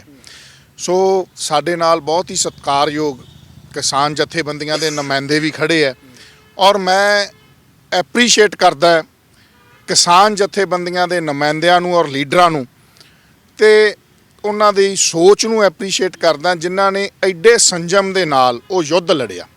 ਦੇਖੋ, ਯੁੱਧ ਬਹੁਤ ਵੱਡਾ ਸੀ, ਜਿਹਦੇ 'ਚ ਇੱਕ ਸੁਮੇਲ ਸੀ, ਮੈਂ ਸਮਝਦਾ, ਜੋਸ਼ ਦਾ ਤੇ ਹੋਸ਼ ਦਾ। ਜਿਹੜੇ ਸਾਡੇ ਪੰਜਾਬ ਦੇ ਨੌਜਵਾਨਾਂ ਨੂੰ ਨਸ਼ਈ ਕਹਿ ਕੇ ਸਾਰੇ ਜਿਹੜੇ ਲੀਡਰਾਂ ਨੇ ਨਕਾਰਿਆ ਸੀਗਾ, ਤੇ ਜਿੱਦਣ ਇੱਥੋਂ ਦਿੱਲੀ ਨੂੰ ਇਹ ਕੂਚ ਕੀਤੇ ਹੈ ਤਾਂ ਉਹ ਨੌਜਵਾਨਾਂ ਦਾ ਜੋਸ਼ ਸੀ, ਜਿਹੜੀਆਂ ਰਾਹ 'ਚ ਅੜਚਨਾ ਸੀਗੀਆਂ, ਚਾਹੇ ਬੈਰੀਗੇਡ ਸੀ, ਚਾਹੇ ਕੁਛ ਵੀ ਸੀ, ਉਹ ਧੂ ਕੇ ਉਹਨਾਂ ਨੇ ਪਰੇ ਕੀਤੇ। ਤੇ ਉਸ ਤੋਂ ਬਾਅਦ ਜਿਹੜੀ ਸਾਲ ਤੋਂ ਵੱਧ ਇੱਕ ਸਟੇਜ ਚੱਲੀ, ਜਿਹੜੀ ਚਾਹੇ ਸਿੰਘੂ ਬਾਰਡਰ ਸੀ, ਚਾਹੇ ਟਿੱਕਰੀ ਬਾਰਡਰ ਸੀ, ਉੱਥੇ ਜਿਹੜਾ ਕਿਸਾਨਾਂ ਦੀ ਜਥੇਬੰਦੀਆਂ ਔਰ ਕਿਸਾਨਾਂ ਦੇ ਲੀਡਰਾਂ ਨੇ ਜਿਹੜੀ ਸਹਿਨਸ਼ੀਲਤਾ ਔਰ ਸੰਜਮ ਦਿਖਾਇਆ, ਉਹਦੀ ਬਦੌਲਤ ਐਡਾ ਵੱਡਾ ਯੁੱਧ ਜਿੱਤ ਕੇ ਆਏ ਆ। ਇਹਦੀ ਮੈਂ ਮੁਬਾਰਕਬਾਦ ਵੀ ਦਿੰਦਾ। ਪਰ ਜਿੱਥੋਂ ਤੱਕ ਗੱਲ ਡਿਵੈਲਪਮੈਂਟ ਦੀ ਆਉਂਦੀ ਹੈ, ਜੇ ਆਪਾਂ ਮੁੱਦਿਆਂ ਦੀ ਗੱਲ ਕਰੀਏ, ਡਿਵੈਲਪਮੈਂਟ ਦੀ ਆਉਂਦੀ ਹੈ, ਮੋਗੇ ਸ਼ਹਿਰ ਦੇ ਵਿੱਚ ਮੈਂ ਸਮਝਦਾ ਸਭ ਤੋਂ ਪਹਿਲਾਂ ਕਾਰਪੋਰੇਸ਼ਨ ਦੀ ਜੇ ਆਪਾਂ ਗੱਲ ਕਰੀਏ ਤਾਂ ਅੱਜ ਸਲੌਟਰਸ ਐਨੀਮਲਸ, ਸਟੇ ਐਨੀਮਲਸ ਜਿੰਨੇ ਵੀ ਹੈਗੇ ਆ, ਸਾਰਿਆਂ ਦੇ ਨਾਲ ਤੁਸੀਂ ਦੇਖੋ 4-5 ਸਾਲ ਦਾ ਲੇਖਾ ਜੋਖਾ ਕਰੋ, ਕਿੰਨੇ ਨੌਜਵਾਨ ਜਾਂ ਕਿੰਨੇ ਜਿਹੜੇ ਕਿਰਤੀ ਕਾਮੇ ਸੀਗੇ, ਕੋਈ ਮੋਟਰਸਾਈਕਲ ਤੇ ਜਾ ਰਿਹਾ, ਕਿੰਨੀਆਂ ਉਹਨਾਂ ਦੀਆਂ ਨੌਜਵਾਨਾਂ ਦੀਆਂ ਡੈਥ ਹੋ ਗਈਆਂ। ਅਜੇ ਤੱਕ ਗਾਵਾਂ ਦਾ ਜਿਹੜਾ ਮਸਲਾ ਸੀਗਾ, ਮੋਗਾ ਲੋਕਲ ਕਾਰਪੋਰੇਸ਼ਨ ਹੱਲ ਕਰਨ 'ਚ ਅਸਫਲ ਰਹੀ ਹੈ। ਗਲੀਆਂ ਨਾਲੀਆਂ, ਹੋਰ ਮੁੱਦੇ, ਕੋਈ ਇੰਡਸਟਰੀ ਲਿਆਉਣੀ ਤਾਂ ਬਹੁਤ ਦੂਰ ਦੀ ਗੱਲ ਹੈ। ਤੇ ਸਭ ਤੋਂ ਵੱਡੀ ਗੱਲ ਹੈ ਕਿ ਸਭ ਤੋਂ ਪਹਿਲਾਂ ਤਾਂ ਕਾਰਪੋਰੇਸ਼ਨ ਜਿਹੜੀ ਹੈਗੀ ਆ ਮੋਗਾ ਦੀ, ਜਿਹਦੇ ਵਿੱਚ ਲਗਾਤਾਰ ਜੇ 2017 'ਚ ਸਰਕਾਰ ਕਾਂਗਰਸ ਦੀ ਬਣੀ ਸੀ ਤਾਂ ਪਹਿਲਾਂ ਜਿਨ੍ਹਾਂ ਨੂੰ ਰੀਪ੍ਰੈਜ਼ੈਂਟੇਸ਼ਨ, ਜਿਨ੍ਹਾਂ ਨੂੰ ਤੁਸੀਂ ਅਕਾਲੀ ਦਲ ਦੀ ਗੱਲ ਕਰਦੇ ਆ, ਉਹਨਾਂ ਦੇ ਮੇਅਰ ਰਹੇ ਆ, ਉਹਨਾਂ ਨੂੰ ਵੀ ਆਉਣਾ ਚਾਹੀਦਾ ਸੀ। ਤੇ ਅੱਜ ਜਿਹੜਾ ਮਸਲਾ ਮੈਂ ਗਾਵਾਂ ਦਾ ਕੀਤਾ, ਅਵਾਰਾ ਪਸ਼ੂਆਂ ਦਾ ਕੀਤਾ, ਅੱਜ ਅਵਾਰਾ ਪਸ਼ੂਆਂ ਨੂੰ ਔਰ ਗਾਵਾਂ ਨੂੰ ਸਾਂਭਣ ਦੇ ਲਈ ਤੇ ਬਹੁਤ ਸਾਰੀਆਂ ਸਮਾਜ ਸੇਵੀ ਸੰਸਥਾਵਾਂ ਜਿਹੜੀਆਂ ਹੈਗੀਆਂ ਗਊਸ਼ਾਲਾ ਸਾਂਭ ਰਹੀਆਂ ਹੈਗੀਆਂ। ਦੂਜੀ ਆਪਾਂ ਗੱਲ ਕਰਦੇ ਹਾਂ ਸਿਹਤ ਸਹੂਲਤ ਦੀ। ਅੱਜ ਮੋਗਾ ਦੇ ਵਿੱਚ ਜੇ ਹਸਪਤਾਲ ਦੀ ਗੱਲ ਕਰ ਲਈਏ ਤੇ ਹਸਪਤਾਲ ਦੇ ਵਿੱਚ ਜੇ ਤੁਸੀਂ ਜਾ ਕੇ ਦੇਖੋ ਕਿੱਡਾ ਭੈੜਾ ਹਾਲ ਹੈ। ਤੇ ਅੱਜ ਉਹਨਾਂ ਸੰਸਥਾਵਾਂ ਦੀ ਜਿਹੜੀ ਮਤਲਬ ਕਿ ਜਿਹੜੇ ਹਸਪਤਾਲਾਂ ਦੀ ਜ਼ਿੰਮੇਵਾਰੀ ਬਣਦੀ ਸੀ, ਅੱਜ ਉੱਥੇ ਐਂਬੂਲੈਂਸ ਐਡੀਆਂ ਘੰਟੀਆਂ ਕੰਡੀਸ਼ਨਸ ਦੇ ਵਿੱਚ ਹੈਗੀਆਂ। ਔਰ ਉਸ ਮੋਗੇ ਸ਼ਹਿਰ ਦੀਆਂ, ਜਿਸ ਮੋਗੇ ਸ਼ਹਿਰ ਦੇ ਵਿੱਚ ਇੱਕ ਸਿਹਤ ਦਾ ਮੰਤਰੀ ਰਹਿ ਚੁੱਕਾ ਹੋਵੇ, ਉਸ ਮੋਗੇ ਸ਼ਹਿਰ ਦੀਆਂ ਜਿੱਥੇ ਇੱਕ ਹੈਲਥ ਕਾਰਪੋਰੇਸ਼ਨ ਦਾ ਚੇਅਰਮੈਨ ਰਹਿ ਚੁੱਕਾ ਹੋਵੇ, ਅੱਜ ਜਿਹੜੇ ਕੰਮ ਹੈਲਥ ਕਾਰਪੋਰੇਸ਼ਨ ਨੂੰ ਕਰਨੇ ਚਾਹੀਦੇ ਸੀ, ਜਿਹੜੇ ਕੰਮ ਹੈਲਥ ਮਿਨਿਸਟਰੀ ਨੂੰ ਕਰਨੇ ਚਾਹੀਦੇ ਸੀ, ਅੱਜ ਸਾਡੀਆਂ ਸਮਾਜ ਸੇਵੀ ਸੁਸਾਇਟੀਆਂ ਕਰ ਰਹੀਆਂ। ਚਾਹੇ ਕਿਤੇ ਐਕਸੀਡੈਂਟ ਹੋ ਜੇ, ਐਂਬੂਲੈਂਸ ਇਹਨਾਂ ਦੀ ਜਾਂਦੀ ਹੈ, ਇੱਥੇ ਬੈਠੇ ਨੇ ਸਮਾਜ ਸੇਵੀ ਸਾਡੇ। ਪਰ ਮੈਂ ਸਮਝਦਾ ਵੀ ਸਰਕਾਰਾਂ ਟੋਟਲ ਫੇਲ ਰਹੀਆਂ, ਚਾਹੇ ਪਿਛਲੀਆਂ ਸੀਗੀਆਂ, ਚਾਹੇ ਹੁਣ ਮੌਕੇ ਵਾਲੀ ਸਰਕਾਰ ਹੈ। 1966 ਤੋਂ ਪਹਿਲਾਂ ਯੂਨਾਈਟਿਡ ਪੰਜਾਬ ਸੀ। 1966 'ਚ ਜਦੋਂ ਪੰਜਾਬ ਵੰਡਿਆ ਗਿਆ ਤਾਂ ਜਦੋਂ ਇਹਦੀ ਤੁਸੀਂ ਲੇਖਾ ਜੋਖਾ ਕਰੋਗੇ ਤਾਂ 25 ਸਾਲ ਕਾਂਗਰਸ ਨੇ ਰਾਜ ਕੀਤਾ, ਤਾਂ ਤਕਰੀਬਨ 19 ਤੋਂ 20 ਸਾਲ ਅਕਾਲੀ ਦਲ ਨੇ ਰਾਜ ਕੀਤਾ। ਇਹਨਾਂ ਦੇ ਵਿੱਚ ਜਿਹੜੇ ਬੇਸਿਕ ਮੁੱਦੇ ਸੀਗੇ, ਉਹਨਾਂ ਤੇ ਕੋਈ ਵੀ ਪਾਰਟੀ ਜਿਹੜੀ ਆ ਹੱਲ ਕਰਨ ਦੇ ਵਿੱਚ ਨਾਕਾਮਯਾਬ ਰਹੀ। ਅੱਜ ਮੋਗੇ ਦੇ ਵਿੱਚ ਹਾਲਾਤ ਇਹ ਨੇ ਕਿ ਸੀਵਰੇਜ ਦਾ ਪਾਣੀ ਪੀਣ ਵਾਲੇ ਪਾਣੀ ਦੇ ਵਿੱਚ ਮਿਕਸ ਹੋ ਰਿਹਾ, ਡਾਇਰੀਆ, ਕਾਲਾ ਪੀਲੀਆ, ਡੇਂਗੂ ਹਰ ਸਾਲ ਬੇਸਾਬਾ ਵੱਧ ਰਿਹਾ ਹੈ। ਠੀਕ ਹੈ, ਤੁਹਾਡੇ ਸਵਾਲਾਂ ਦੇ ਜਵਾਬ ਵੀ ਲਵਾਂਗੇ। ਚੇਅਰਮੈਨ ਸਾਹਿਬ, ਬਹੁਤ ਸਾਰੇ ਸਵਾਲ ਇਹਨਾਂ ਨੇ ਖੜੇ ਕੀਤੇ, ਪਰ ਉਸ ਤੋਂ ਪਹਿਲਾਂ, ਉਹਨਾਂ ਸਵਾਲਾਂ ਦੇ ਜਵਾਬ ਲੈਣ ਤੋਂ ਪਹਿਲਾਂ ਮੈਂ ਜਾਣਨਾ ਚਾਹੁੰਦਾ ਕਿ ਤੁਸੀਂ ਡਿਵੈਲਪਮੈਂਟ ਕਿੰਨੀ ਕਰਵਾਈ ਆ? ਇੰਪਰੂਵਮੈਂਟ ਟਰਸਟ ਦੇ ਤੁਸੀਂ ਚੇਅਰਮੈਨ ਵੀ ਹੋ, ਕਿੰਨੀ ਕੁ ਇੰਪਰੂਵਮੈਂਟ ਹੋਈ ਹੈ ਮੋਗਾ ਦੀ? ਮੈਂ ਬੜੇ ਮਾਣ ਨਾਲ ਇਹ ਕਹਿ ਸਕਦਾ ਕਿ ਮੈਂ 2019 ਅਗਸਤ ਵਿੱਚ ਉਹਦਾ ਸੰਭਾਲਿਆ ਸੀ। ਕੁਛ ਤਾਂ ਬਹੁਤ ਲੰਬਾ ਸਮਾਂ ਕਰੋਨਾ ਨੇ ਸਾਡਾ ਗਵਾਤਾ। ਇੱਕ ਮੇਰਾ ਐਕਸੀਡੈਂਟ ਹੋ ਗਿਆ, 1.25 ਸਾਲ ਕਰੀਬ ਮੈਂ ਉਹਦੇ 'ਚ ਸਾਰਾ ਕੀਤਾ। ਪਰ ਉਹਦੇ ਬਾਵਜੂਦ ਵੀ ਜਿਹੜੀ ਮੇਰੀ ਐਫੀਸ਼ੀਐਂਸੀ ਇੰਪਰੂਵਮੈਂਟ ਉਸ ਦੇ ਵਿੱਚ ਜਿੰਨੀਆਂ ਸਾਡੀਆਂ ਸਕੀਮਾਂ ਸੀ ਉਹ ਸਾਰੀਆਂ ਦੀ ਸੜਕਾਂ ਮੈਂ ਨਵੇਂ ਸਿਰੇ ਬਣਵਾਤੀਆਂ, ਸਾਰਿਆਂ 'ਚ ਲਾਈਟਿੰਗ ਦਾ ਪ੍ਰਬੰਧ ਕਰਾਤਾ, ਸਾਰੇ ਉਹਨਾਂ ਦੇ ਪਾਰਕ ਮੇਨਟੇਨ ਕਰਾਤੇ। ਉਸ ਤੋਂ ਹਟ ਕੇ 4 ਮੈਂ ਪ੍ਰੋਜੈਕਟ ਜਿਹੜੇ ਸ਼ਹਿਰ ਦੇ ਵਿੱਚ ਮੇਰੇ ਅੰਡਰ ਪਾਈਪਲਾਈਨ ਨੇ। ਇੱਕ ਅਸੀਂ ਬਣਾ ਰਹੇ ਹਾਂ ਐਂਟਰਟੇਨਮੈਂਟ ਪਾਰਕ ਬਣਾ ਰਹੇ ਹਾਂ, ਇੱਕ ਕਮਿਊਨਿਟੀ ਸੈਂਟਰ ਬਣਾ ਰਹੇ ਹਾਂ, ਇੱਕ ਅਸੀਂ ਫਲੈਟਸ ਬਣਾ ਰਹੇ ਹਾਂ, ਇੱਕ ਅਸੀਂ ਬਹੁਤ ਵਧੀਆ ਕੈਫੇਟੇਰੀਆ ਪਲਾਨ ਕੀਤਾ। ਉਹ ਚਾਰੇ ਸਾਡੇ ਉਹਦੇ 'ਚ ਪਾਈਪਲਾਈਨ 'ਚ ਨੇ, ਉਹ ਥੋੜ੍ਹੇ ਦਿਨਾਂ ਬਾਅਦ ਉਹਦੀ ਸੈਂਕਸ਼ਨ ਆ ਜਾਣੀ ਹੈ। ਇਹਨਾਂ ਨੇ ਸਵਾਲ ਕੀਤਾ, ਕਹਿੰਦੇ ਜੀ ਜਿਹੜਾ ਗਟਰ ਦਾ ਪਾਣੀ ਹੈ ਉਹ ਪੀਣ ਵਾਲੇ ਪਾਣੀ 'ਚ ਮਿਕਸ ਹੋ ਰਿਹਾ, ਗਾਵਾਂ ਦਾ ਬਹੁਤ ਬੁਰਾ ਹਾਲ ਹੈ। ਇੰਪਰੂਵਮੈਂਟਸ ਦਾ ਇਹ ਸੰਬੰਧ ਹੈ ਕਾਰਪੋਰੇਸ਼ਨ ਦੇ ਨਾਲ, ਇਹ ਸਵਾਲ ਕਾਰਪੋਰੇਸ਼ਨ ਨਾਲ ਹੈ। ਇਸ ਕਰਕੇ ਬਹੁਤ ਮੁੱਦੇ ਮੈਂ ਸਮਝਦਾ ਕਿ ਕਾਂਗਰਸ ਪਾਰਟੀ ਦੇ ਵੱਲੋਂ ਸਵਾਲ ਕਰ ਰਿਹਾ ਮੈਂ, ਕਿਉਂਕਿ ਆਮ ਆਦਮੀ ਪਾਰਟੀ ਨੇ ਕਾਂਗਰਸ ਇੰਪਰੂਵਮੈਂਟਸ ਦਾ ਸਵਾਲ ਕੀਤਾ ਸੀ। ਕਾਰਪੋਰੇਸ਼ਨ ਨੂੰ ਜਿਹੜੀ ਉਹ ਮੇਅਰ ਦੇਖਦੇ ਨੇ ਜਾਂ ਇੱਥੋਂ ਦੇ ਐਮਐਲਏ ਸਾਹਿਬ ਦੇਖਦੇ ਨੇ, ਇਹ ਸਵਾਲ ਉਹਨਾਂ ਲਈ ਬਣਦਾ। ਮੈਂ ਜਿਹੜੀ ਤੁਹਾਡੇ ਨਾਲ ਗੱਲ ਕਰਨੀ ਚਾਹੁੰਦਾ ਕਿ ਅਸੀਂ ਇਲੈਕਸ਼ਨ ਦੇ ਟਾਈਮ ਤੇ ਇਕੱਠੇ ਹੋ ਜਾਂਦੇ ਹਾਂ, ਅਸੀਂ ਇਲੈਕਸ਼ਨ ਦੀਆਂ ਗੱਲਾਂ ਬਾਤਾਂ ਕਰਕੇ ਚਲੇ ਜਾਂਦੇ ਹਾਂ, ਪਰ ਮੈਂ ਇੱਕ ਬੜੀ ਗੱਲ ਅਫਸੋਸ ਨਾਲ ਕਹਿ ਰਿਹਾ ਕਿ ਸਾਡੇ ਜਿਹੜੇ ਅੰਬੇਦਕਰ ਸਾਹਿਬ ਜਿਨ੍ਹਾਂ ਨੇ ਸਾਡਾ ਸੰਵਿਧਾਨ ਲਿਖਿਆ ਸੀ, ਮੈਂ ਉਹਨਾਂ ਨੂੰ ਸਲੂਟ ਕਰਦਾ ਕਿ ਉਹਨਾਂ ਨੇ ਸਾਡੇ government by the people, for the people and of the people, ਕਿ ਸਰਕਾਰ ਜਿਹੜੀ ਲੋਕਾਂ ਦੀ ਚੁਣੀ ਗਈ, ਲੋਕਾਂ ਦੀ ਹੈ, ਲੋਕਾਂ ਦੁਆਰਾ ਬਣੀ ਗਈ ਹੈ। ਇੱਕ ਬਹੁਤ ਘੱਟ ਪੜ੍ਹਿਆ ਲਿਖਿਆ ਬੰਦਾ ਵੀ ਦੇਸ਼ ਦਾ ਪ੍ਰਧਾਨ ਮੰਤਰੀ ਹੋ ਸਕਦਾ ਹੈ, ਦੇਸ਼ ਦਾ ਮੁੱਖ ਮੰਤਰੀ ਹੋ ਸਕਦਾ ਹੈ। ਉਹਦੇ ਆਈਐਸ ਅਫਸਰ ਜਿਹੜੇ ਆ ਉਹਦੇ ਮਤਹਿਤ ਕੰਮ ਕਰਦੇ ਨੇ। ਪਰ ਅਸੀਂ ਅੱਜ ਪੰਜਾਬ ਦੀ ਗੱਲ ਕਰੀਏ, ਸਾਡਾ ਪੰਜਾਬ ਕਿੱਥੇ ਖੜਾ ਹੈ? ਅੱਜ ਅਸੀਂ ਇਹ ਨਾ ਸੋਚੀਏ ਕਿ ਪਾਰਟੀਬਾਜ਼ੀ ਦੀ ਗੱਲ ਕਰੀਏ। ਕਿਹੜਾ ਬੰਦਾ ਵੀ ਕੋਈ ਐਮਐਲਏ ਦਾ ਇਲੈਕਸ਼ਨ ਲੜਨਾ ਚਾਹੁੰਦਾ ਉਹ ਦੇਖੇ ਸਾਡੇ ਪੰਜਾਬ ਦੀ ਅੱਜ ਅਨਐਮਪਲਾਇਮੈਂਟ ਦਾ ਕੀ ਹਾਲ ਹੈ। ਸਾਡੇ ਪੰਜਾਬ ਤੇ 2,82,000 ਕਰੋੜ ਦਾ ਕਰਜ਼ਾ ਚੜਿਆ ਹੋਇਆ। ਅਸੀਂ ਪੰਜਾਬ ਨੇ ਇੱਕ ਨੈਸ਼ਨਲ ਲੜਾਈ ਲੜੀ ਅੱਤਵਾਦ ਵੇਲੇ, ਉਹ ਸਾਰੀ ਜਿਹੜੀ ਲੜਾਈ ਉਹ ਪੰਜਾਬ ਦੇ ਉੱਪਰ ਪਾਤੀ ਗਈ। ਅੱਜ ਪੰਜਾਬ ਦੇ ਜਿਹੜਾ ਉਹ ਖਰਚਾ ਹੋਇਆ ਸੀ, ਅੱਜ ਉਹ ਵੀ ਸਾਡਾ ਪੰਜਾਬ ਉਸ ਕਰਜ਼ੇ ਦੇ ਤਹਿਤ ਦਬਿਆ ਹੋਇਆ। ਜਦੋਂ ਹਿੰਦੁਸਤਾਨ ਦੀ ਆਜ਼ਾਦੀ ਦੀ ਗੱਲ ਆਈ, 2.5% ਸਾਡੇ ਪੰਜਾਬ ਦੀ ਆਬਾਦੀ ਹੈ। ਸਭ ਤੋਂ ਵੱਧ ਅਗਰ ਸ਼ਹਾਦਤਾਂ ਦਿੱਤੀਆਂ ਤੇ ਪੰਜਾਬ ਦੇ ਲੋਕਾਂ ਨੇ ਦਿੱਤੀਆਂ। ਜਦੋਂ ਕਿਤੇ PL 48 ਸਕੀਮ ਦੀ ਗੱਲ ਆਈ, ਅਮਰੀਕਾ ਤੋਂ ਅਸੀਂ ਮਾੜੀ ਕਣਕ ਸਾਨੂੰ ਮਿਲਦੀ ਸੀ, ਉਹ ਸਾਡੇ ਪੰਜਾਬ ਦੇ ਕਿਸਾਨਾਂ ਨੇ ਦੇਸ਼ ਦਾ ਪੇਟ ਭਰਿਆ। ਅੱਜ ਪੰਜਾਬ ਕਿੱਥੇ ਖੜਾ ਹੈ? ਅੱਜ ਪੰਜਾਬ ਸਾਡਾ ਬਹੁਤ 2,82,000 ਕਰੋੜ ਰੁਪਏ ਦਾ ਕਰਜ਼ਾਈ ਹੋਇਆ ਦਾ। ਸਾਨੂੰ ਉਸ ਮਾਹੌਲ ਨੂੰ ਠੀਕ ਕਰਨ ਦੀ ਲੋੜ ਹੈ। ਅਸੀਂ ਸਾਰੀਆਂ ਪਾਰਟੀਆਂ ਆ ਕੇ ਆਪਣੀ ਆਪਣੀ ਗੱਲ ਕਰਕੇ ਅਸੀਂ ਰਾਤ ਦੇਤੀ ਜੀ, ਰੇਤ ਦਿੱਤੀ। ਜਦ ਤੱਕ ਅਸੀਂ ਅਨਪਲਾਇਮੈਂਟ ਠੀਕ ਨਹੀਂ ਕਰਦੇ, ਸਾਡੇ ਬੱਚਿਆਂ ਨੂੰ ਰੋਜ਼ਗਾਰ ਨਹੀਂ ਮਿਲਦਾ, ਸਾਡਾ ਪੰਜਾਬ ਕਾਮਯਾਬ ਨਹੀਂ ਹੋ ਸਕਦਾ। ਆਪਣੀ ਪਾਰਟੀ ਤੇ ਹੀ ਸਵਾਲ ਕਰ ਰਹੇ ਹੋ ਤੁਸੀਂ, ਕਰਵਾਇਆ 5 ਸਾਲ ਪੰਜਾਬ ਦੀ ਗੱਲ ਕਰ ਰਹੇ ਹਾਂ। ਇੱਕ ਜਿਹੜੇ ਅੱਜ ਤੁਸੀਂ ਜਿਹੜੇ ਇੱਥੇ ਆਏ ਨਹੀਂ, ਹਾਜ਼ਰ ਨਹੀਂ ਹੋਏ, ਅਕਾਲੀ ਦਲ ਜਿਨ੍ਹਾਂ ਨੇ ਰਾਜ ਕੀਤਾ, ਅਕਾਲੀ ਦਲ ਭਾਜਪਾ ਨੇ 10 ਸਾਲ, ਉਹ ਪੰਜਾਬ ਨੂੰ ਕਿੰਨਾ ਪਿੱਛੇ ਲੈ ਗਏ। ਅੱਜ ਉਹ ਹੁੰਦੇ ਸਵਾਲ ਉਹਨਾਂ ਦੇ ਬਣਦਾ ਸੀਗਾ। ਜਿਹੜਾ ਜਦੋਂ ਤੁਸੀਂ ਇੰਨਾ ਵੱਡਾ ਕਰਜ਼ਾ, ਇੰਨਾ ਵੱਡਾ ਖਜ਼ਾਨਾ ਖਾਲੀ ਸਾਨੂੰ ਤੁਸੀਂ ਦੇ ਦਿੱਤਾ ਕਾਂਗਰਸ ਪਾਰਟੀ ਨੂੰ। ਕਾਂਗਰਸ ਪਾਰਟੀ ਕੀ ਕਰਦੀ? ਕਾਂਗਰਸ ਪਾਰਟੀ ਨੇ ਕੋਸ਼ਿਸ਼ ਕੀਤੀ ਕਿਸਾਨਾਂ ਦੇ ਜਿਹੜੇ ਬਿੱਲ ਹੈ, ਆਪਣੇ ਜਿਹੜੇ ਕਰਜ਼ੇ ਹੈ, ਉਹ ਵੀ ਕਾਫੀ ਹੱਦ ਤੱਕ ਮਾਫ ਕੀਤੇ। ਮੈਂ ਨਹੀਂ ਸਮਝਦਾ ਕਿ ਪੂਰੇ ਹੋ ਗਏ, ਪਰ ਐਡੇ ਵੱਡੇ ਹਾਲਾਤਾਂ ਦੇ ਵਿੱਚ ਫਿਰ ਵੀ ਉਹ 'ਚ ਮਾਫੀ ਦਿੱਤੀ। ਅੱਜ PPA ਦੇ ਸਮਝੌਤੇ ਸੀ, ਤੁਸੀਂ ਇਹਨਾਂ ਨੇ ਗੱਲ ਕੀਤੀ, ਕੈਪਟਨ ਸਾਹਿਬ ਨੇ ਗੱਲਾਂ ਕੀਤੀਆਂ ਸੀ। ਅੱਜ ਕੈਪਟਨ ਸਾਹਿਬ ਕਿੱਥੇ ਨੇ? ਜਿਹੜਾ ਬੰਦਾ ਪੰਜਾਬ ਦੀ ਗੱਲ ਨਹੀਂ ਨਿਭਾ ਸਕਿਆ, ਅੱਜ ਕਾਂਗਰਸ ਪਾਰਟੀ ਨੇ ਉਹਨੂੰ ਬਦਲਤਾ। ਲੋਕਾਂ ਦਾ ਕੀ ਕਸੂਰ ਆ? 4.5 ਸਾਲ ਤਾਂ ਭੁਗਤਿਆ ਤਾਂ ਲੋਕਾਂ ਨੇ ਆ ਨਾ। ਨਹੀਂ ਦੇਖੋ, ਜਦੋਂ ਵੀ ਹੁਣ ਆਪਾਂ ਕੋਈ ਨਵੀਂ ਚੋਣ ਕਰਨੀ ਹੈ, ਉਸ ਤੋਂ ਬਾਅਦ ਜੇ ਕੋਈ ਬੰਦਾ ਫੇਲ ਮਾਰ ਜਾਏ, ਆਪਾਂ ਕੋਈ ਲੋਕਾਂ ਦਾ ਕੀ ਕਸੂਰ ਹੈ? ਜਿਹੜਾ ਇੱਕ ਸਾਡੇ ਕੋਲ ਇੱਕ ਦੇਸ਼ ਦੇ ਵਿੱਚ ਇੱਕ ਬਹੁਤ ਵੱਡੀ ਤਾਕਤ ਹੈ ਵੋਟ ਦੀ। ਅਸੀਂ 5 ਸਾਲ ਬਾਅਦ ਫੈਸਲਾ ਕਰਨਾ ਹੁੰਦਾ। ਜਦੋਂ ਕੋਈ ਬੰਦਾ ਨਹੀਂ ਤੁਹਾਡੇ ਤੇ ਪੂਰਾ ਉਤਰਦਾ, ਅਸੀਂ ਉਹਨੂੰ ਬਦਲ ਦਿੰਦੇ ਹਾਂ। ਜਾਂ ਤਾਂ ਕੋਈ ਦੇਸ਼ 'ਚ ਐਸਾ ਕਾਨੂੰਨ ਬਣੇ ਕਿ ਜਿਹੜਾ ਬੰਦਾ ਆਪਦੀਆਂ ਗੱਲਾਂ ਤੇ ਨਹੀਂ ਰਹਿੰਦਾ, ਅਸੀਂ ਉਹਨੂੰ ਰੀਕਾਲ ਕਰ ਸਕਦੇ ਹੋਈਏ, ਕਿ ਉਹਨੂੰ ਵਾਪਸ ਲੈ ਲਈਏ। ਦੁਬਾਰਾ ਆਉਣਾ ਤੁਹਾਡੇ ਕੋਲੇ ਲੂੰਬਾ ਜੀ, ਤੁਸੀਂ ਸਮਾਜ ਸੇਵੀ ਵੀ ਹੋ ਔਰ ਤੁਸੀਂ ਆਪਣੇ ਘੱਟੋ ਘੱਟ ਸ਼ਹਿਰ ਦਾ ਤਾਂ ਤੁਹਾਡੇ ਹਰ ਇੱਕ ਚੀਜ਼ ਧਿਆਨ 'ਚ ਹੋਊਗੀ। ਚੇਅਰਮੈਨ ਸਾਹਿਬ ਕਹਿੰਦੇ ਕਿ ਬਹੁਤ ਸਾਰੇ ਪਾਰਕ ਵਗੈਰਾ ਬਣਵਾਤੇ ਆ, ਠੀਕ ਹੈ, ਉਹ ਠੀਕ ਕਹਿ ਰਹੇ ਹੋਣਗੇ, ਪਰ ਇਹ ਤੋਂ ਬਿਨਾ ਦੇਖੋ ਵਿਰੋਧੀ ਧਿਰ ਨੇ ਸਵਾਲ ਚੁੱਕਣੇ ਆ ਕਿ ਦੇਖੋ ਜੀ ਇਹ ਨਹੀਂ ਹੋਇਆ, ਉਹ ਨਹੀਂ ਹੋਇਆ। ਉਹਨਾਂ ਦਾ ਵੀ ਫਰਜ਼ ਬਣਦਾ, ਉਹਨਾਂ ਦਾ ਕੰਮ ਹੈ ਇਹ। ਪਰ ਤੁਸੀਂ ਇੱਕ ਸਮਾਜ ਸੇਵੀ ਹੋਣ ਦੇ ਨਾਤੇ ਸ਼ਹਿਰ ਨੂੰ ਕਿਵੇਂ ਦੇਖ ਰਹੇ ਹੋ? ਦੇਖੋ ਜੀ, ਕੋਈ ਵੀ ਸਰਕਾਰ ਜਦੋਂ ਆਪਾਂ ਬਣਾਉਂਦੇ ਆ ਤਾਂ ਉਹਦੇ ਤੋਂ ਅਸੀਂ ਜਿਹੜੀਆਂ 3-4 ਬੇਸਿਕ ਜਿਹੜੀਆਂ ਸਹੂਲਤਾਂ ਦੀ ਜਿਹੜੀ ਝਾਕ ਰੱਖਦੇ ਆ, ਜਿਹਦੇ ਵਿੱਚ ਸਿਹਤ, ਸਿੱਖਿਆ, ਸੋਸ਼ਲ ਸਿਕਿਉਰਿਟੀ, ਬੇਰੁਜ਼ਗਾਰੀ, ਇਹ 4 ਮੁੱਦੇ ਬੜੇ ਅਹਿਮ ਨੇ। ਸੋ ਜਿੱਥੋਂ ਤੱਕ ਖਜ਼ਾਨੇ ਖਾਲੀ ਦੀ ਗੱਲ ਹੋ ਰਹੀ ਹੈ, ਸੋ ਖਜ਼ਾਨਾ ਖਾਲੀ ਆਮ ਲੋਕਾਂ ਨੇ ਤਾਂ ਕੀਤਾ ਨਹੀਂ। ਆਮ ਲੋਕ ਤਾਂ ਇੱਕ ਨਿੱਕੀ ਤੋਂ ਨਿੱਕੀ ਚੀਜ਼ ਤੇ ਟੈਕਸ ਦੇ ਰਹੇ ਆ, ਵੱਡੀ ਤੋਂ ਵੱਡੀ ਚੀਜ਼ ਤੇ ਵੀ ਟੈਕਸ ਦੇ ਰਹੇ ਆ। ਮੁਲਾਜ਼ਮ ਹੈ ਜਿਹੜੇ ਆਪਣੀ ਤਨਖਾਹ ਦੇ ਉੱਤੇ ਟੈਕਸ ਦੇ ਰਹੇ ਆ। ਜਿਹੜੇ ਪਿਛਲੇ 15 ਸਾਲ ਤੋਂ ਸਾਡੇ ਪੰਜਾਬ ਦਾ ਵਿੱਤ ਮੰਤਰੀ, ਅਕਾਲੀ ਸਰਕਾਰ ਵੇਲੇ ਵੀ ਜਿਹੜੇ ਵਿੱਤ ਮੰਤਰੀ ਰਹੇ ਤੇ ਕਾਂਗਰਸ ਸਰਕਾਰ ਵੇਲੇ ਵੀ ਵਿੱਤ ਮੰਤਰੀ ਰਹੇ ਆ। ਸੋ ਇਹ ਕਾਂਗਰਸ ਤੇ ਬਹੁਤ ਵੱਡਾ ਸਵਾਲ ਬਣਦਾ ਵੀ 15 ਸਾਲ ਤੋਂ ਇੱਕ ਬੰਦਾ ਜਿਹੜਾ ਸੂਬੇ ਦੀ ਅਰਥ ਵਿਵਸਥਾ ਨੂੰ ਦੇਖ ਰਿਹਾ ਹੈ, ਜੇਕਰ 15 ਸਾਲ ਬਾਅਦ ਵੀ ਇਹ ਗੱਲ ਆਪਾਂ ਕਹੀਏ ਕਿ ਵੀ ਖਜ਼ਾਨਾ ਖਾਲੀ ਹੈ, ਤਾਂ ਫਿਰ ਇਹ ਬਹੁਤ ਮਾੜੀ ਗੱਲ ਹੈ। ਸੋ ਸਿਹਤ ਦਾ ਬੁਰਾ ਹਾਲ ਹੈ, ਸਿੱਖਿਆ ਦਾ ਬੁਰਾ ਹਾਲ ਹੈ। ਇਹਨਾਂ ਦੋਹਾਂ ਖੇਤਰਾਂ ਦੇ ਵਿੱਚ ਕੋਈ ਵੀ ਸੁਧਾਰ ਨਹੀਂ ਹੋਇਆ। ਸਗੋਂ ਦੀ ਪਹਿਲਾਂ ਨਾਲੋਂ ਵੀ ਸਥਿਤੀ ਜਿਹੜੀ ਆ ਉਹ ਗਰਕ ਗਈ ਹੈ। ਪਿਛਲੇ 10 ਸਾਲਾਂ ਤੋਂ 10 ਦਿਨਾਂ ਤੋਂ ਸਾਡੇ ਹੈਲਥ ਸਿਸਟਮ ਪੂਰੀ ਤਰ੍ਹਾਂ ਠੱਪ ਹੋਇਆ ਪਿਆ, ਕਿਉਂਕਿ ਸਾਰੇ ਮੁਲਾਜ਼ਮ ਹੈ ਜਿਹੜੇ ਉਹ ਸਟ੍ਰਾਈਕ ਤੇ ਨੇ। ਚਾਹੇ ਉਹ ਆਸ਼ਾ ਵਰਕਰ ਸੀਗੀਆਂ, ਆਸ਼ਾ ਵਰਕਰਾਂ ਦਾ ਧਰਨਾ ਕੱਲ੍ਹ ਖੁੱਲ੍ਹ ਗਿਆ, ਪਰ ਉਸ ਤੋਂ ਇਲਾਵਾ 100% ਮੁਲਾਜ਼ਮ ਹੈ ਜਿਹੜੇ 10 ਦਿਨਾਂ ਤੋਂ ਸਟ੍ਰਾਈਕ ਤੇ ਹੈ। 4 ਦਿਨ ਪਹਿਲਾਂ ਸਾਡੇ ਵਿਧਾਇਕ ਹਰਜੋਤ ਕਮਲ ਜੀ ਸਿਵਲ ਹਸਪਤਾਲ ਦਾ ਦੌਰਾ ਕਰਨ ਗਏ ਔਰ ਸਿਰਫ OPD ਬਲਾਕ ਚੈੱਕ ਕਰਕੇ ਵਾਪਸ ਮੁੜ ਆਏ, ਜਦ ਕਿ ਧਰਨੇ ਤੇ ਬੈਠੇ ਜਿਹੜੇ ਮੁਲਾਜ਼ਮ ਸੀਗੇ ਉਹਨਾਂ ਨੇ ਮਿਲਣਾ ਵੀ ਮੁਨਾਸਬ ਨਹੀਂ ਸਮਝਿਆ। ਇਹ ਉਹੀ ਲੋਕ ਨੇ ਜਿਨ੍ਹਾਂ ਤੇ ਜਹਾਜ਼ਾਂ ਦੇ ਰਾਹੀਂ ਫੁੱਲਾਂ ਦੀ ਵਰਖਾ ਕਰਵਾਈ ਗਈ ਸੀ ਅੱਜ ਤੋਂ 1 ਸਾਲ ਪਹਿਲਾਂ। ਉਹਨਾਂ ਨੂੰ ਕਰੋਨਾ ਯੋਧੇ ਕਹਿ ਕੇ ਤੇ ਹੋਰ ਬੜਾ ਕੁਝ ਉਹਨਾਂ ਨੂੰ ਮਾਨ ਸਨਮਾਨ ਦਿੱਤੇ ਗਏ, ਤੇ ਅੱਜ ਉਹਨਾਂ ਹੀ ਮੁਲਾਜ਼ਮਾਂ ਦੇ ਭੱਤੇ ਕੱਟ ਦਿੱਤੇ ਗਏ ਸਾਰੇ। ਔਰ ਨਾਲ ਜਿਹੜੇ 15-15 ਸਾਲ ਤੋਂ ਮੁਲਾਜ਼ਮਾਂ ਦਾ ਸ਼ੋਸ਼ਣ ਹੋ ਰਿਹਾ ਹੈ। ਰਾਤ CM ਸਾਹਿਬ ਨੇ ਬਿਆਨ ਦਿੱਤਾ ਕਿ ਵੀ ਉਹਨਾਂ ਦੀ 36000 ਮੁਲਾਜ਼ਮਾਂ ਦੀ ਫਾਈਲ ਹੈ ਜਿਹੜੀ ਉਹ ਗਵਰਨਰ ਸਾਹਿਬ ਰੋਕੀ ਬੈਠੇ ਆ। ਤੇ ਫਿਰ ਇਹ ਐਡੇ ਵੱਡੇ ਹੋਰਡਿੰਗ ਜਿਹੜੇ ਲਾਏ ਆ ਸੜਕਾਂ ਦੇ ਉੱਤੇ, ਕਿਉਂ ਲਾਏ ਆ? ਉਹਦੇ ਵਿੱਚ ਤਾਂ ਇਹ ਕਿਹਾ ਗਿਆ ਕਿ 36000 ਮੁਲਾਜ਼ਮ ਜਿਹੜਾ ਪੱਕਾ ਕੀਤਾ ਗਿਆ, ਜਦ ਕਿ ਇੱਕ ਵੀ ਮੁਲਾਜ਼ਮ 36000 ਦੇ ਵਿੱਚ ਪੱਕਾ ਨਹੀਂ ਕੀਤਾ ਗਿਆ।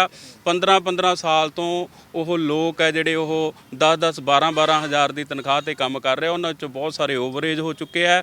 ਸੋ ਇਹ ਜਿਹੜੀ ਪੂਰੀ ਦੀ ਪੂਰੀ ਜਿਹੜੀ ਜ਼ਿੰਮੇਵਾਰੀ ਆ ਉਹ ਅਕਾਲੀ ਭਾਜਪਾ ਤੇ ਕਾਂਗਰਸ ਦੀ ਬਣਦੀ ਹੈ। ਅੱਜ ਜਿਹੜਾ ਇੱਕ ਦੂਜੇ ਦੇ ਉੱਤੇ ਆਪਾਂ ਜ਼ਿੰਮੇਵਾਰੀ ਸੱਟ ਕੇ ਆਪਾਂ ਭੱਜਣ ਦੀ ਕੋਸ਼ਿਸ਼ ਕਰੀਏ ਤਾਂ ਮੇਰੇ ਖਿਆਲ ਦੇ ਮੁਤਾਬਕ ਇਹ ਆਮ ਲੋਕਾਂ ਨਾਲ ਬਹੁਤ ਵੱਡਾ ਧੋਖਾ ਹੈ। ਜੀ ਬਿਲਕੁਲ ਠੀਕ ਹੈ। ਉਹ ਕਹਿੰਦੇ ਜੀ ਜੇ ਖਜ਼ਾਨਾ ਖਾਲੀ ਹੋਇਆ, ਤੁਸੀਂ ਵੀ ਜ਼ਿਕਰ ਕੀਤਾ ਸੀ ਕਿ ਖਜ਼ਾਨਾ ਖਾਲੀ ਦੇ ਕੇ ਚਲਿਆ ਗਿਆ ਅਕਾਲੀ ਦਲ, ਜੇ ਖਜ਼ਾਨਾ ਖਾਲੀ ਹੋਇਆ ਕਹਿੰਦੇ ਲੋਕਾਂ ਨੇ ਤਾਂ ਕੀਤਾ ਨਹੀਂ। 5 ਸਾਲ ਉਹੀ ਜਿਹੜੇ ਖਜ਼ਾਨਾ ਮੰਤਰੀ ਪਹਿਲਾਂ ਸੀ ਉਹੀ ਖਜ਼ਾਨਾ ਮੰਤਰੀ ਹੁਣ ਨੇ। ਕੀ ਇਸ ਗੱਲ ਤੋਂ ਸੁਰਖਰੂ ਕਰ ਰਹੀ ਹੈ ਕਾਂਗਰਸ ਆਪਣੇ ਆਪ ਨੂੰ ਇਹ ਕਹਿ ਕੇ ਕਿ ਖਜ਼ਾਨਾ ਖਾਲੀ? ਤੁਸੀਂ ਇਸ ਗੱਲ ਨੂੰ ਐਡਮਿਟ ਕਰਦੇ ਹੋ ਨਾ, 1,82,000 ਕਰੋੜ ਦਾ ਕਰਜ਼ਾ ਸੀ ਪੰਜਾਬ ਤੇ, ਐਂਡ ਜਿੰਨਾ ਪੰਜਾਬ ਦਾ ਰੈਵਨਿਊ ਸਾਰਾ ਵਿਆਜ 'ਚ ਨਿਕਲੀ ਜਾਂਦਾ। ਇਹ ਜਿਹੜੀਆਂ ਪੁਰਾਣੀਆਂ ਸਰਕਾਰਾਂ ਗਈਆਂ ਨੇ ਉਹਨਾਂ ਦੀਆਂ ਗਲਤ ਪਾਲਿਸੀਆਂ ਨਾਲ ਸਾਰਾ ਕੁਝ ਹੋਇਆ ਹੈ। ਮੈਂ ਗੱਲ ਸਰਕਾਰ ਦੀ ਕਰਦਾ, ਨਾ ਕਿ ਮੈਂ ਫਾਈਨਾਂਸ ਮਿਨਿਸਟਰ ਦੀ ਕਰਦਾ।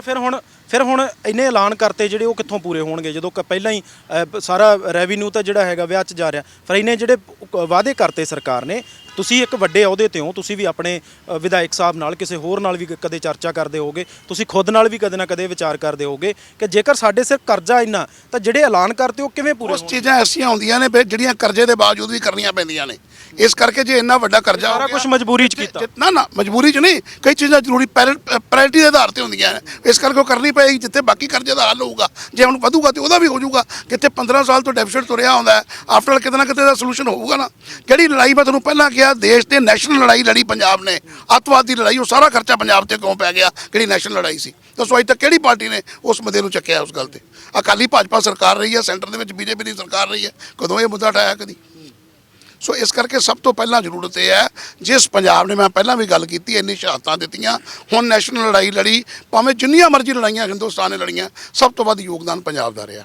ਸੋ ਉਹ ਸਾਨੂੰ ਜਿਹੜਾ ਪੰਜਾਬ ਨੂੰ ਰੀਇੰਬਰਸਮੈਂਟ ਕਰਨਾ ਚਾਹੀਦਾ, ਉਹ ਜਿਹੜਾ ਸਾਡਾ ਕਰਜ਼ਾ ਉਹ ਮੁਕਤ ਕਰਨਾ ਚਾਹੀਦਾ। ਹੁਣ ਅਕਾਲੀ ਸਰਕਾਰ ਵਾਲੇ ਜਾਏ ਨਹੀਂ, 31,000 ਕਰੋੜ ਰੁਪਇਆ ਦਾ ਘਪਲਾ ਐਂਡ ਤੇ ਆ ਕੇ ਉਹ ਸਰਕਾਰ ਦੇ ਮੁੜੇ ਜੰਮ ਕੇ ਉਹ ਕਰਜ਼ਾ ਕਨਵਰਟ ਕਰਾਤਾ ਹਿੰਦੁਸਤਾਨ ਦੀ ਸਰਕਾਰ ਕੋਲੇ। 31,000 ਰੁਪਇਆ ਕੋਈ ਛੋਟੀ ਅਮਾਊਂਟ ਹੈ? 35,000 ਮੈਨੂੰ ਲੱਗਦਾ ਸਾਡਾ ਰੈਵਨਿਊ ਹੈ ਸਾਰੇ ਸਾਲ ਦਾ, ਤੇ 31,000 ਕਰੋੜ ਦੀ ਉਹ ਕਰਜ਼ਾ ਲਿਮਿਟ ਬਣਵਾ ਕੇ ਚਲੇ ਗਏ।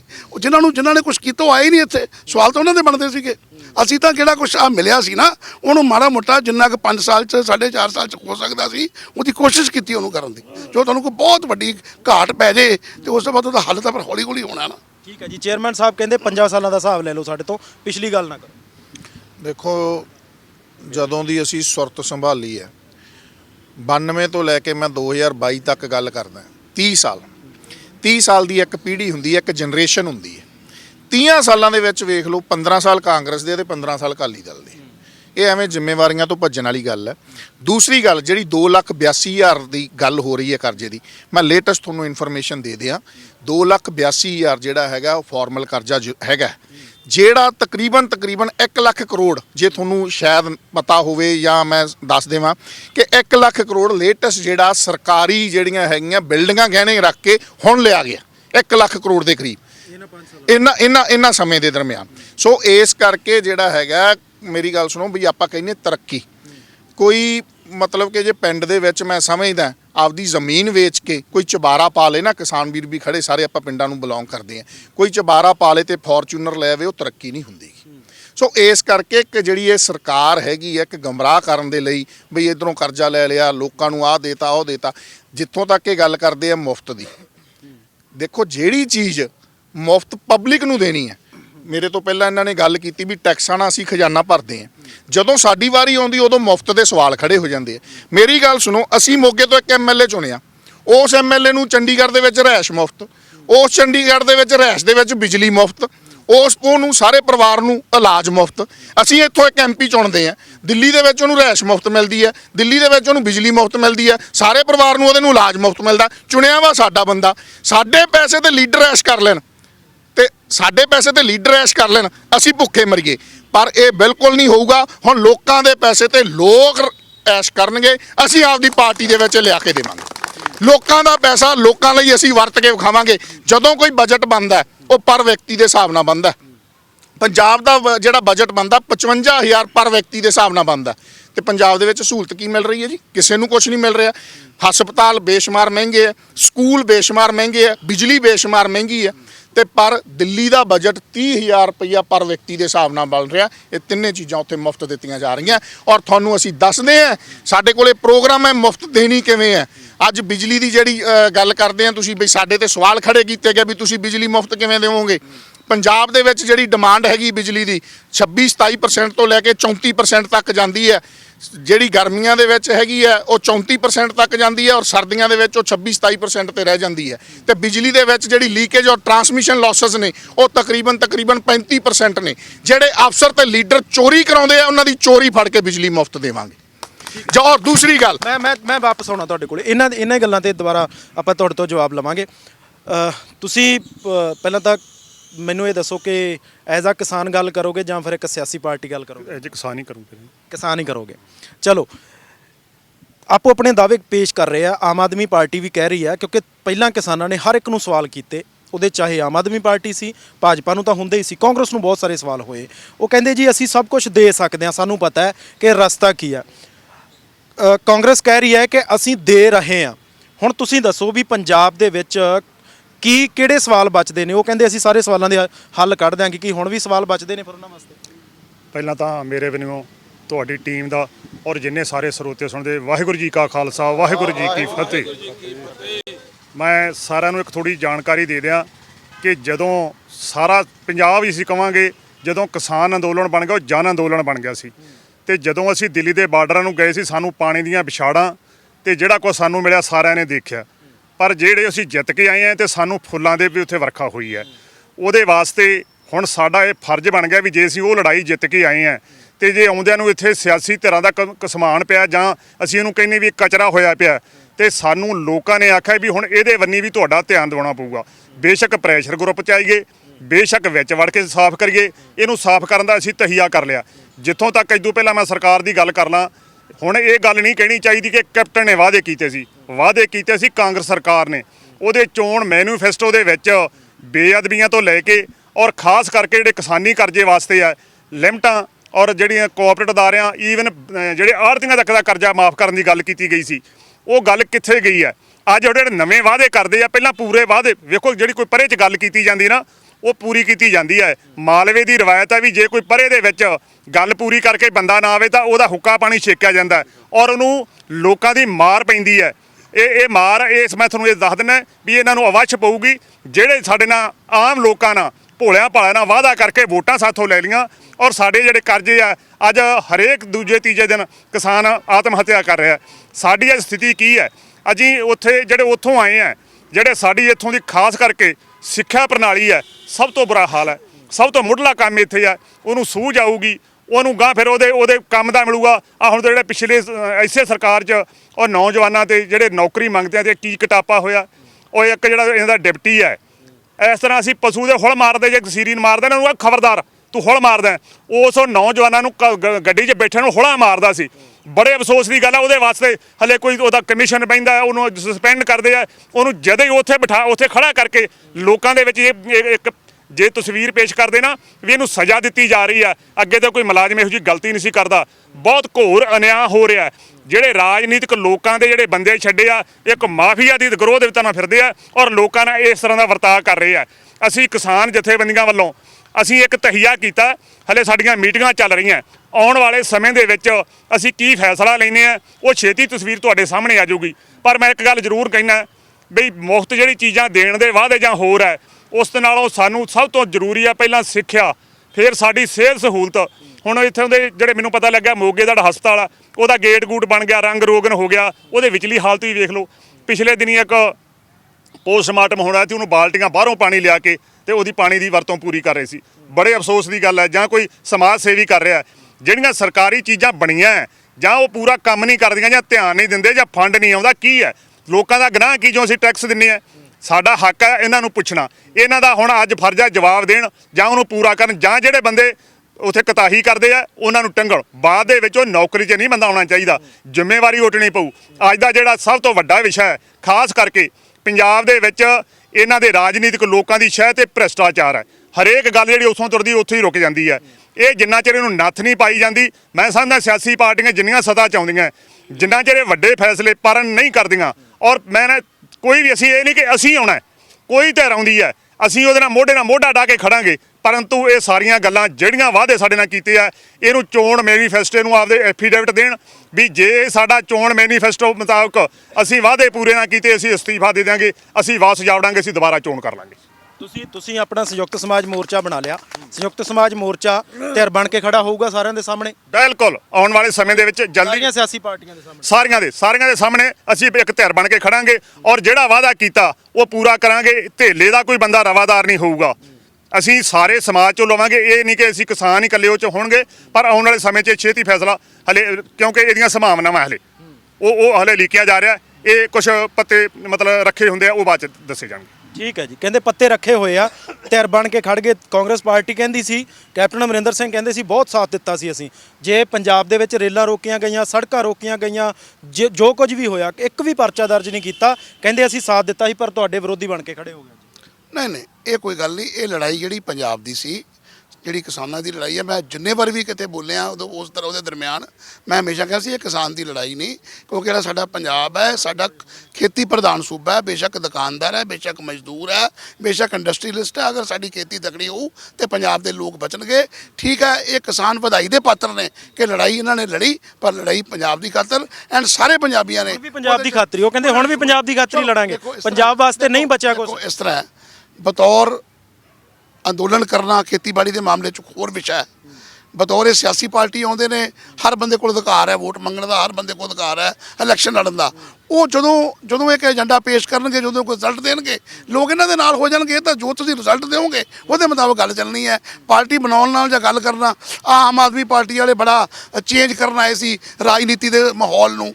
20 ਬਾਈ ਇਹਨਾਂ ਦੇ ਐਮਐਲਏ ਜਿੱਤੇ, ਉਹ ਜਿਹੜੇ ਫੂਲਕਾ ਸਾਹਿਬ ਸੀ ਉਹ ਪਹਿਲੀ ਵਾਰ ਲੜੇ ਸੀ, ਪਹਿਲੀ ਵਾਰ ਲੜ ਕੇ ਜਿੱਤ ਕੇ। ਭਾਜੀ ਬੇਨਤੀ ਸੁਣ ਲਓ ਨਾ, ਉਹ ਜਦੋਂ ਇੱਕ ਉਹ ਸੀਗਾ ਵੀ ਅਸੀਂ ਕੋਈ ਨਵੀਂ ਚੀਜ਼ ਪੇਸ਼ ਕਰਾਂਗੇ ਆ ਕੇ। ਫੂਲਕਾ ਸਾਹਿਬ ਮੁੱਖ ਮੰਤਰੀ ਦੇ ਲਾਲਚ ਨੂੰ ਆਏ ਸੀ, ਉਹ ਜਦੋਂ ਮੁੱਖ ਮੰਤਰੀ ਨਹੀਂ ਬਣੇ ਉਹ ਤੁਰਦੇ ਬਣੇ। ਸੁਖਪਾਲ ਸਿੰਘ ਖਹਿਰਾ ਜਦੋਂ ਲੀਡਰ ਆਪੋਜੀਸ਼ਨ ਦੇ ਲਾਲਚ ਉਹ ਤੁਰਦੇ ਬਣੇ, ਤੇ 3 ਵਾਰੀ ਇਹਨਾਂ ਦੀ ਪਾਰਟੀ ਦਫਾੜ ਪੈ ਗਿਆ।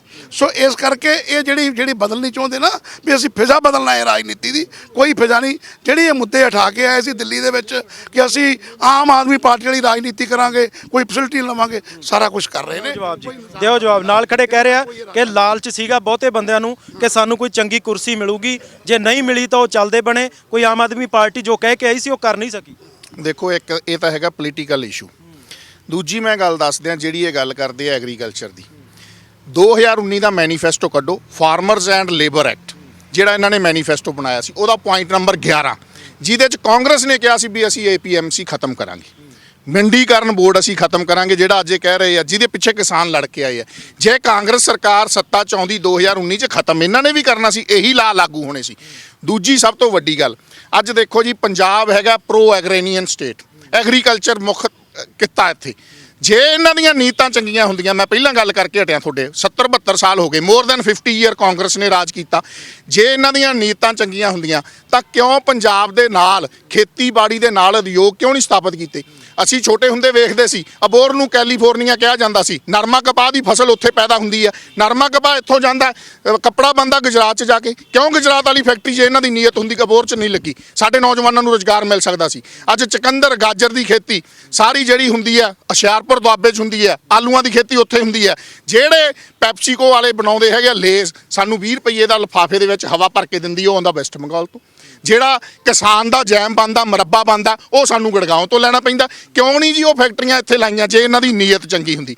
ਦੂਜੀ ਗੱਲ ਜਿੱਥੇ ਇਹਨਾਂ ਨੇ ਕੀਤੀ ਹੈ ਪੋਲੀਟੀਕਲੀ, ਬਈ ਇਹ ਭੱਜ ਗਏ। ਦੇਖੋ ਅਸੀਂ ਇੱਕ ਨਵੀਂ ਚੀਜ਼ ਲੈ ਕੇ ਆਏ ਸੀ, ਅਸੀਂ ਕੋਸ਼ਿਸ਼ ਕੀਤੀ ਸੀ, ਕਿਸੇ ਦੇ ਮੱਥੇ ਤੇ ਨਹੀਂ ਲਿਖਿਆ, ਤੁਹਾਡੇ ਮੱਥੇ ਤੇ ਨਹੀਂ ਲਿਖਿਆ ਵੀ ਤੁਹਾਡੇ ਅੰਦਰ ਕਿੰਨੀ ਬੇਈਮਾਨੀ ਛੁਪੀ ਹੈ। ਅਸੀਂ ਇੱਕ ਬਹੁਤ ਵਧੀਆ ਐਡੀਟਰ ਲੈ ਕੇ ਆਏ ਸੀਗੇ ਬਈ ਇਹ ਬੰਦਾ ਇਨਸਾਫ ਕਰੂਗਾ ਇੰਗਲਿਸ਼ ਟ੍ਰਿਬਿਊਨ ਦਾ, ਉਹ ਕੰਵਰ ਸੰਧੂ ਬਣ ਗਿਆ, ਉਹ ਭੱਜ ਗਿਆ।